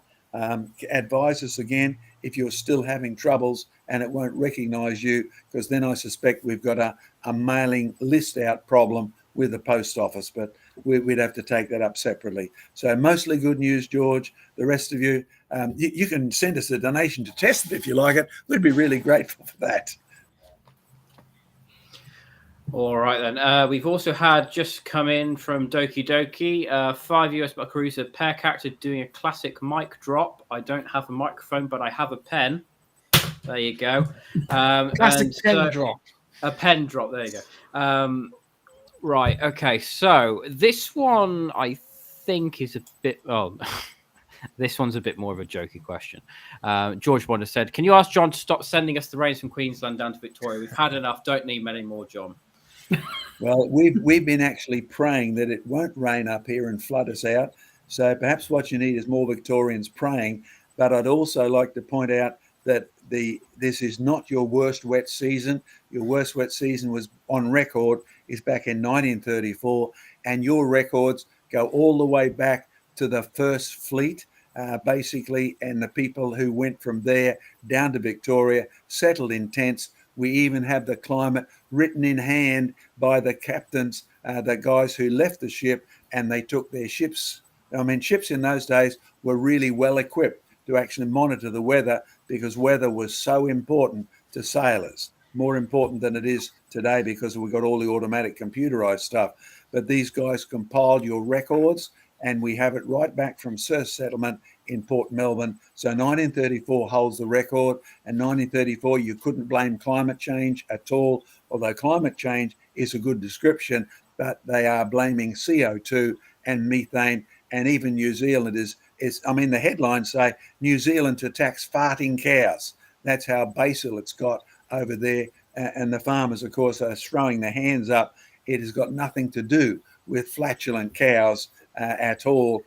You can easily fix that problem by actually giving them, a probiotic that deals with methane, if that's what you think the issue is. So you'll find that this is used as an excuse. So, George, a lot more prayer down there, but perhaps you need to pray that your anti-God politicians will be voted out. Honestly, George, you sounded more and more like the British every day, complaining about the weather. Right. So, look at this. Another super chat coming. 10 New Zealand Buckaroos. Thanks, Creation Research Team. You're all fabulous. I think that's the first New Zealand Buckaroos we've had on the show. I was going to say, I don't think I recognised the NZD symbol before. So, yeah, it's good. There you go. Well, look at that. Right. Okay. So back on to questions. Shogiwa comes in with this whopper. How grouped/clumped are ammonites when they are alive? Impossible to answer since they're dead. Yeah. That's a fair point. At the end of this is something that we were talking about today, wasn't it, Diane, with the homeschoolers, that although the fossil record is regarded as a history of life on Earth, or a record of life on Earth, the reality is it's a record of death on Earth, right? They're all dead. There are some things you can make guesses at. There are some things you can use examples in the modern world and work backwards, but you've got to be careful to make sure that your interpretations are reasonable interpretations and they don't presuppose a preset of presuppositions, right? One of the best questions you can ask an evolutionist is, can you show me evidence of, and then whether it's creation, one kind of animal changing into another kind, whether it's evidence of slow burial or so on and so forth. Can you show me evidence of this that doesn't presuppose evolution to have happened? Because you'll find that almost every answer that they give is only able to be answered because they've already accepted evolution to be something that is actually happening. It's a trick that John taught me a while back. Now, when you're dealing with clumped ammonites, well, you've got to think these are sea creatures, right? And you've got to remember, what creatures do we see today that are similar? Well, the only similar ones we can see today are the nautilus, which is the only shelled cephalopod still alive today, and that's what ammonites were. They were shelled cephalopods. And you look at their behaviors, and you look at the way that these creatures have died, especially washed up smashed up into large pieces of wood, that sheer number of these ammonites in one place. I mean, if this is a record of life, would they have been able to survive like that? It's highly unlikely, because you've got to have these creatures being able to feed. You've got to have these creatures being able to live and move around. And, well, Diane, you were there on the ammonite pavement. There wasn't a single space without an ammonite in it. It was absolutely heaving. So you certainly are looking at something other than a living environment for sure. So that's about as far as you can go with it. It's certainly evidence of them being washed together. It's evidence of them being washed in a flood, because you've got the presence of fossil wood buried next to them. But you can't really work out how grouped or clumped or unclumped they were when they were alive, to be to a point of, you can't be super specific about it. You have a good idea, but that's about as far as you can go. Joe, I'll add to that. We had a specimen in which there are thousands of trilobites, but they are baby trilobites, no more than a 1/4 inch in size to a 1/2 inch in size, a centimetre and a bit, right? And they are rolled up. But if you look at the orthodox interpretation, it says here is a trilobite nursery, right? Now, in reality, if you start out with a nursery concept, you should have mama and papa somewhere nearby and all the babies in a nursery, but they've already learned to roll up. They had that automatic reaction. So it's a catastrophic deposit, and catastrophe involves moving water. So they're unlikely to be buried in the nursery at the very least. And by the way, we make small specimens of that rock available, so you can get your own baby rolled up trilobites for Christmas and give it to your kids. In fact, like Joe, you have many fossils available for sale, Joe? We do, and we will be working on that next week, getting even more back up on the website to sell, so in time for Christmas, so keep watching. Yeah, so we have these as well. So if you are interested in Australia, then you can get these specimens of us. They're not the cheapest, because you have to get the big rocks and split it up into littler rocks and then make sure it's accurate in what you say about it. So you will find that the interpretation is usually, if there's a lot there, it was a nursery, and it turns out to be nonsense, since they're all catastrophically rolled up, and you can learn a lot about trilobites. But when you look at the Nautilus and that today, I know of no place where there are mega deposits of Nautilus. I only ever see them, either they wash in off the coast of the Barrier Reef up north, right on the beaches you'll find them. By the time they get onto the beaches, they're usually cracked, sometimes smashed if they're in a storm, or I've seen them floating in Bass Strait. I don't know if this guy was disoriented, but he was coming up and down in the early morning, and normally they'd only come up at night. And he was totally disoriented, but doing all the classical floating, but just one, and you won't see. In fact, Diane, have you ever seen a Nautilus in the sea out here? No, I haven't. They seem to be fairly sort of solitary creatures that swim in the water column. Craig, what about you? You've ever seen any? No. No, they are exceptionally rare and never in a crowd. So what you're looking at Prime Regis, and I saw that that fabulous museum display of the mega ammonites, and that big ones, little ones, with the trees. In fact, Joe, if you want to find that picture again and put it up in a moment, most people never notice it, but the trees are actually squashed into one another, and you can actually see them bending over. The last picture you showed of those trees, and you'll see some Nautilus, some ammonites are flat, some of them are actually vertical. So the whole thing is washed in together and then compressed. And that's why it's so well preserved, as well as the trees being squashed on one another. It's a catastrophic flood type deposit. And those trees, by the way, many of them were equisetums, as well as your pine trees. They were not just solid wood ones. They were the hollow-based giant tree reeds that no longer get to be that big. Okay, it's the next one, not that one, Joe. There, see the tree squashed? Right, squashed over another tree. Yeah, so there you are. So catastrophic, rapid burial that squashes the pine trees and even preserves the equisetums. Thanks, Joe. Thanks for that, John. All right, let's move on. Okie dokie. Right. Okay. So this next question comes in from A George 527. And they say, question, is there any evidence that snakes could be or could have been vegetarian in the Garden of Eden? Well, if I start with the biggest piece of evidence that there is out there, which is in the Bible, when God created all creatures, it says that he gave them, and we were dealing with this with the homeschoolers today as well, he only gave them permission to eat plants. So the very presence of that Bible verse in scripture, Genesis 1:30, tells you that that's exactly what they ate. In terms of looking for evidence in modern day snakes, you've got to remember that we're 6,000 years down the degeneration scale, and many of these, well, we certainly know that snakes have changed for good. We know that they used to have legs. Some of them still have legs, but they're tiny little stumps. They're called spurs today. The big pythons, right? But there certainly are legged snakes in the fossil record. So snakes have changed, and snakes have changed quite significantly. Okay, what about their diet? Well, you can deal with venom, and we've dealt with venom many times on this show and other shows as well, and you find that venom is a digestive fluid, so you find evidence of the most venomous snakes being in the hardest to live places, which just makes sense, because if you're not venomous enough, then you're going to die out in those places. In terms of evidence of snakes today eating plants, because we've spoken about teeth, we've spoken about 100% vegetarian animals containing venom and things like that.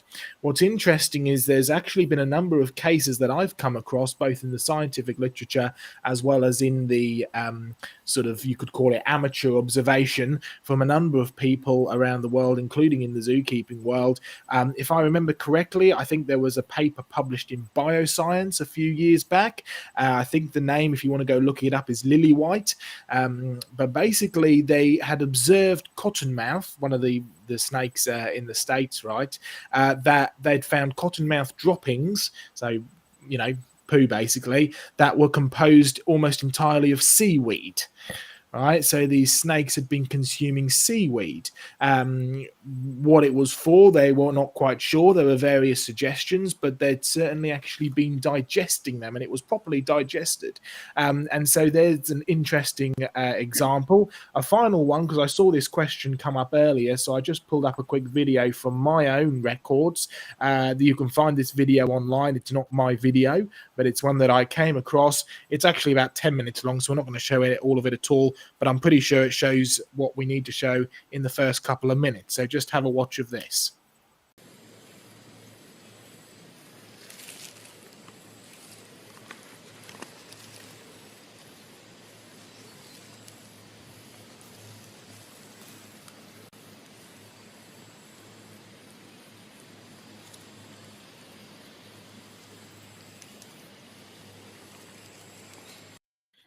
I'll stop it there because, like I say, the video is like 7-10 minutes long. But you can see it's a whip snake, and he goes along and he keeps on eating grapes. This was shot in Spain, and he just goes along from grape to grape, munching him down and swallowing down, seemingly for no reason other than he was just enjoying some nice grapes. So there's certainly evidence of snakes eating plants and fruits, and even seaweeds. And you've got to remember that although it's not just the snake that's gone downhill, it's not just the snake that's undergone serious change, the plants have as well. And so the plants are no longer as nutritious or able to sustain animals as they used to be, and the snakes have also gone downhill. So not only are they able to survive in the same way, they're not able to digest the same kind of things. So you've got to get into this picture of the good to bad to worse rather than the other way around, which is what evolution teaches. Really what we see is the good to bad to worse in every single case. So there's my comments. Anything else from you folks? You can probably go search online, or you can search on our website for quite a few things. Look up vegetarian animals, vegetarian sharks, vegetarian crocodiles online. I came across that the other day. So you'll find all of these really do exist, and they're very, very real. Vegetarian lions, vegetarian cats, vegetarian dogs, right? When I'm mixing up my food for my dogs, I deliberately go and I put grain in it, right? My dog, my big dog, my really, really big dog that frightens away, Jehovah's Witnesses from the gate, etc. You'll find that he loves grain, and that's what he was made to eat in the first place. So vegetarian habits are much wider than the textbook implies when it says they evolved sharp teeth for killing things. No, they didn't. Sharp teeth are wonderful for plucking grapes off, wonderful for plucking fruit off, because you've got a rake and you can put the stem between your teeth and pull it. And it works a really brilliant system. Diane, have we got some of this stuff on our own website? Yes, we have actually. If you go to the fact file, we've got quite a few things on unlikely vegetarians. So look for vegetarian diet, and you'll get quite a few examples. Good stuff. All right, we might have just about enough time for one or two more quick questions. I don't know how far we're through them, Sam, but what else have we got? Yeah, we've got a few questions here. I think these are fairly simple questions to ask. We'll keep the answers quite brief. George comes in and asks this question: can we simulate lava flows, volcano, in a flume experiment? One skeptic claims the flumes are just toys. They have to deny real science. One skeptic claim that is just what? The flumes are just toys. Yeah, they're just toys. Oh, they're just toys. Yes, we certainly have had that objection, but here's what we've noticed, and I've said it before. I don't think we need any extra thing added on to this. But when we got the criticism the flume is just a toy, we were halfway through increasing the size of our flume experiments. And the reason we went from having one that was 0.5 meter or 18 inches long to one that was sort of 3 feet, a meter long, the one that was 2 meters, the one that was 3 meters, was to see, do we get the same results if we increase the size, or does it change? Okay, now, having brought in a guy who was a water expert, I asked him something that puzzled. Diane remembers when we had the tiny little flume. We were puzzled by the fact that if we increased the size, we kept getting the same sort of results. Increase the thickness, increase the length. It didn't seem to influence the type of results we got at all. And our water expert, who deals with this on an enormous scale, said that's because the results are not determined by the flume, its shape, or its size. The properties you're seeing are water properties. Whether water is in a flume or out of a flume, water behaves in layers. The layers are a natural property of water. Now, that's the key. So once you admit to that, you can say it has nothing to do with what you call my little toy. And some people say it's just John Mackay's silly little toy. Now, in reality, it's an experiment with water. And if you want to donate the money, we can turn it into a 100-meter long flume. But we'd rather use the money for something else. We are running experiments. We now have a 50-foot, 15-meter long flume where we dug it in the ground to build a big delta on the end. And we're getting the same results in that flume. We took a creek, as you saw in our recent one, and you get the same results in a creek that is sort of 100 meters wide and hundreds of kilometers long as a creek, but it only runs when it floods. It's a gigantic flume, and you're getting the same results undersea where there's no walls at all except water. So I think we can dismiss any further discussion on that. Go back and look at the program we did a couple of weeks ago on that flume. Great Next stuff. one.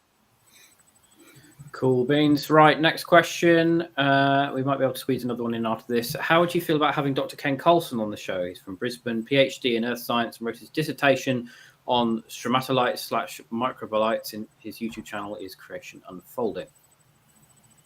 The answer is no. He probably wouldn't accept the invitation. End of question. Fair enough. Well, we can try, I suppose, but oh well. Right. And this one was a very interesting statement, which we might be able to have a brief discussion about. This comes in from Shadow Raid Legends, not sponsored by Shadow Raid Legends, I would like to point out. But as they say, while I agree that Behemoth is a sauropod class dinosaur, Leviathan appears to be a poetic description of Satan, who is described as a serpent from cover in the Bible. Any thoughts? I'll throw in one for starters. And the thing is, if you're going to read Behemoth as a real animal and then swap the Leviathan as a poetic description of Satan, you've committed the classic error of interpretation. You've used two different methods for similar descriptions, right? And you can't do that. If you're going to use a literal type interpretation of Behemoth, then you need, first of all, to use a literal type interpretation for Leviathan, right? If you're going to suggest there's a second level, well, feel free to do that, but you've got to then be consistent. What's the second level for Behemoth? What's the second level for Job? If Leviathan is got a poetic level, does Job have a poetic level, right? So is Job a description of the Archangel Michael, for example? You've got to be consistent all the way through, or you shoot yourself in the foot. Joe, anything to add to that? Well, if you look at the description of Leviathan in terms of what you can and can't do to him, it talks about, not being able to catch him with a hook, not being able to stab him. These are all physical, earthly things that you can try. I mean, at the end of the day, you're not gonna make it. That's the point. But none of those seem to be distinct or seem to fit with the interpretation that it's a spiritual being. There's certainly a case to be made that it's a earthly creature which is being used to represent a spiritual force. You'll find that references to dragons throughout scripture. If you look through history, dragons were real creatures. We call them dinosaurs today. But it's also being used to represent a spiritual force in other parts of scripture, i.e. Satan. So there is a case, I think, to be made for Leviathan being an earthly creature that also represents a spiritual force like Satan. But from taking it from context from all the rest, you see it goes from this section of scriptures when God is talking to Job, and he goes through real creature after real creature after real creature, making the point that God is the greatest. Basically, he is the ultimate creator, and it's using all things that Job has been able to experience, been able to see, been able to understand. How did you do this? How did you do that? Can you even do this? Can you understand that? Who was the one who did this? It's really God trying to get Job to see the importance of him as creator. So it certainly doesn't make sense that you suddenly have this purely spiritual thing thrown into place there. The only way I think you could say Satan is if you have this earthly creature that also is representing a spiritual force, but I'm not convinced of that theory. But it is certainly a theory out there. Fair comment. Cool. Let me just throw in one last thing then. Don't forget the field trip for Joe, and that on the beach. You've still got time to join it. It'll be a great day. Don't forget, we've got a how to deal with the woke world coming up in Australia in a couple of weeks. Details from our office out here. Don't forget, you can get fossils from both Joe and from me, and our new books coming out, particularly for kids as Christmas comes up, and the ones that are already there. I think that's about it. I think so. Yes, I think that about does it. It's just great. Thank you, everybody, for tuning in and watching. We had a great audience tonight, lots of interaction. We've got many, many things that obviously we could have gone on and discussed even further with many of the questions, but keep the questions coming. I think that next week we will do a Q&A session. We haven't done one of those in a while, and I think we're all available. And Diane will actually be here in person with us back in Oswestry, so we're looking forward to that. And I think it's about time we do a Q&A session before moving on. So great stuff. Anyway, thank you all. God bless. Goodbye. And we will see you next time. Catch you later. Amen. Goodbye. Goodbye.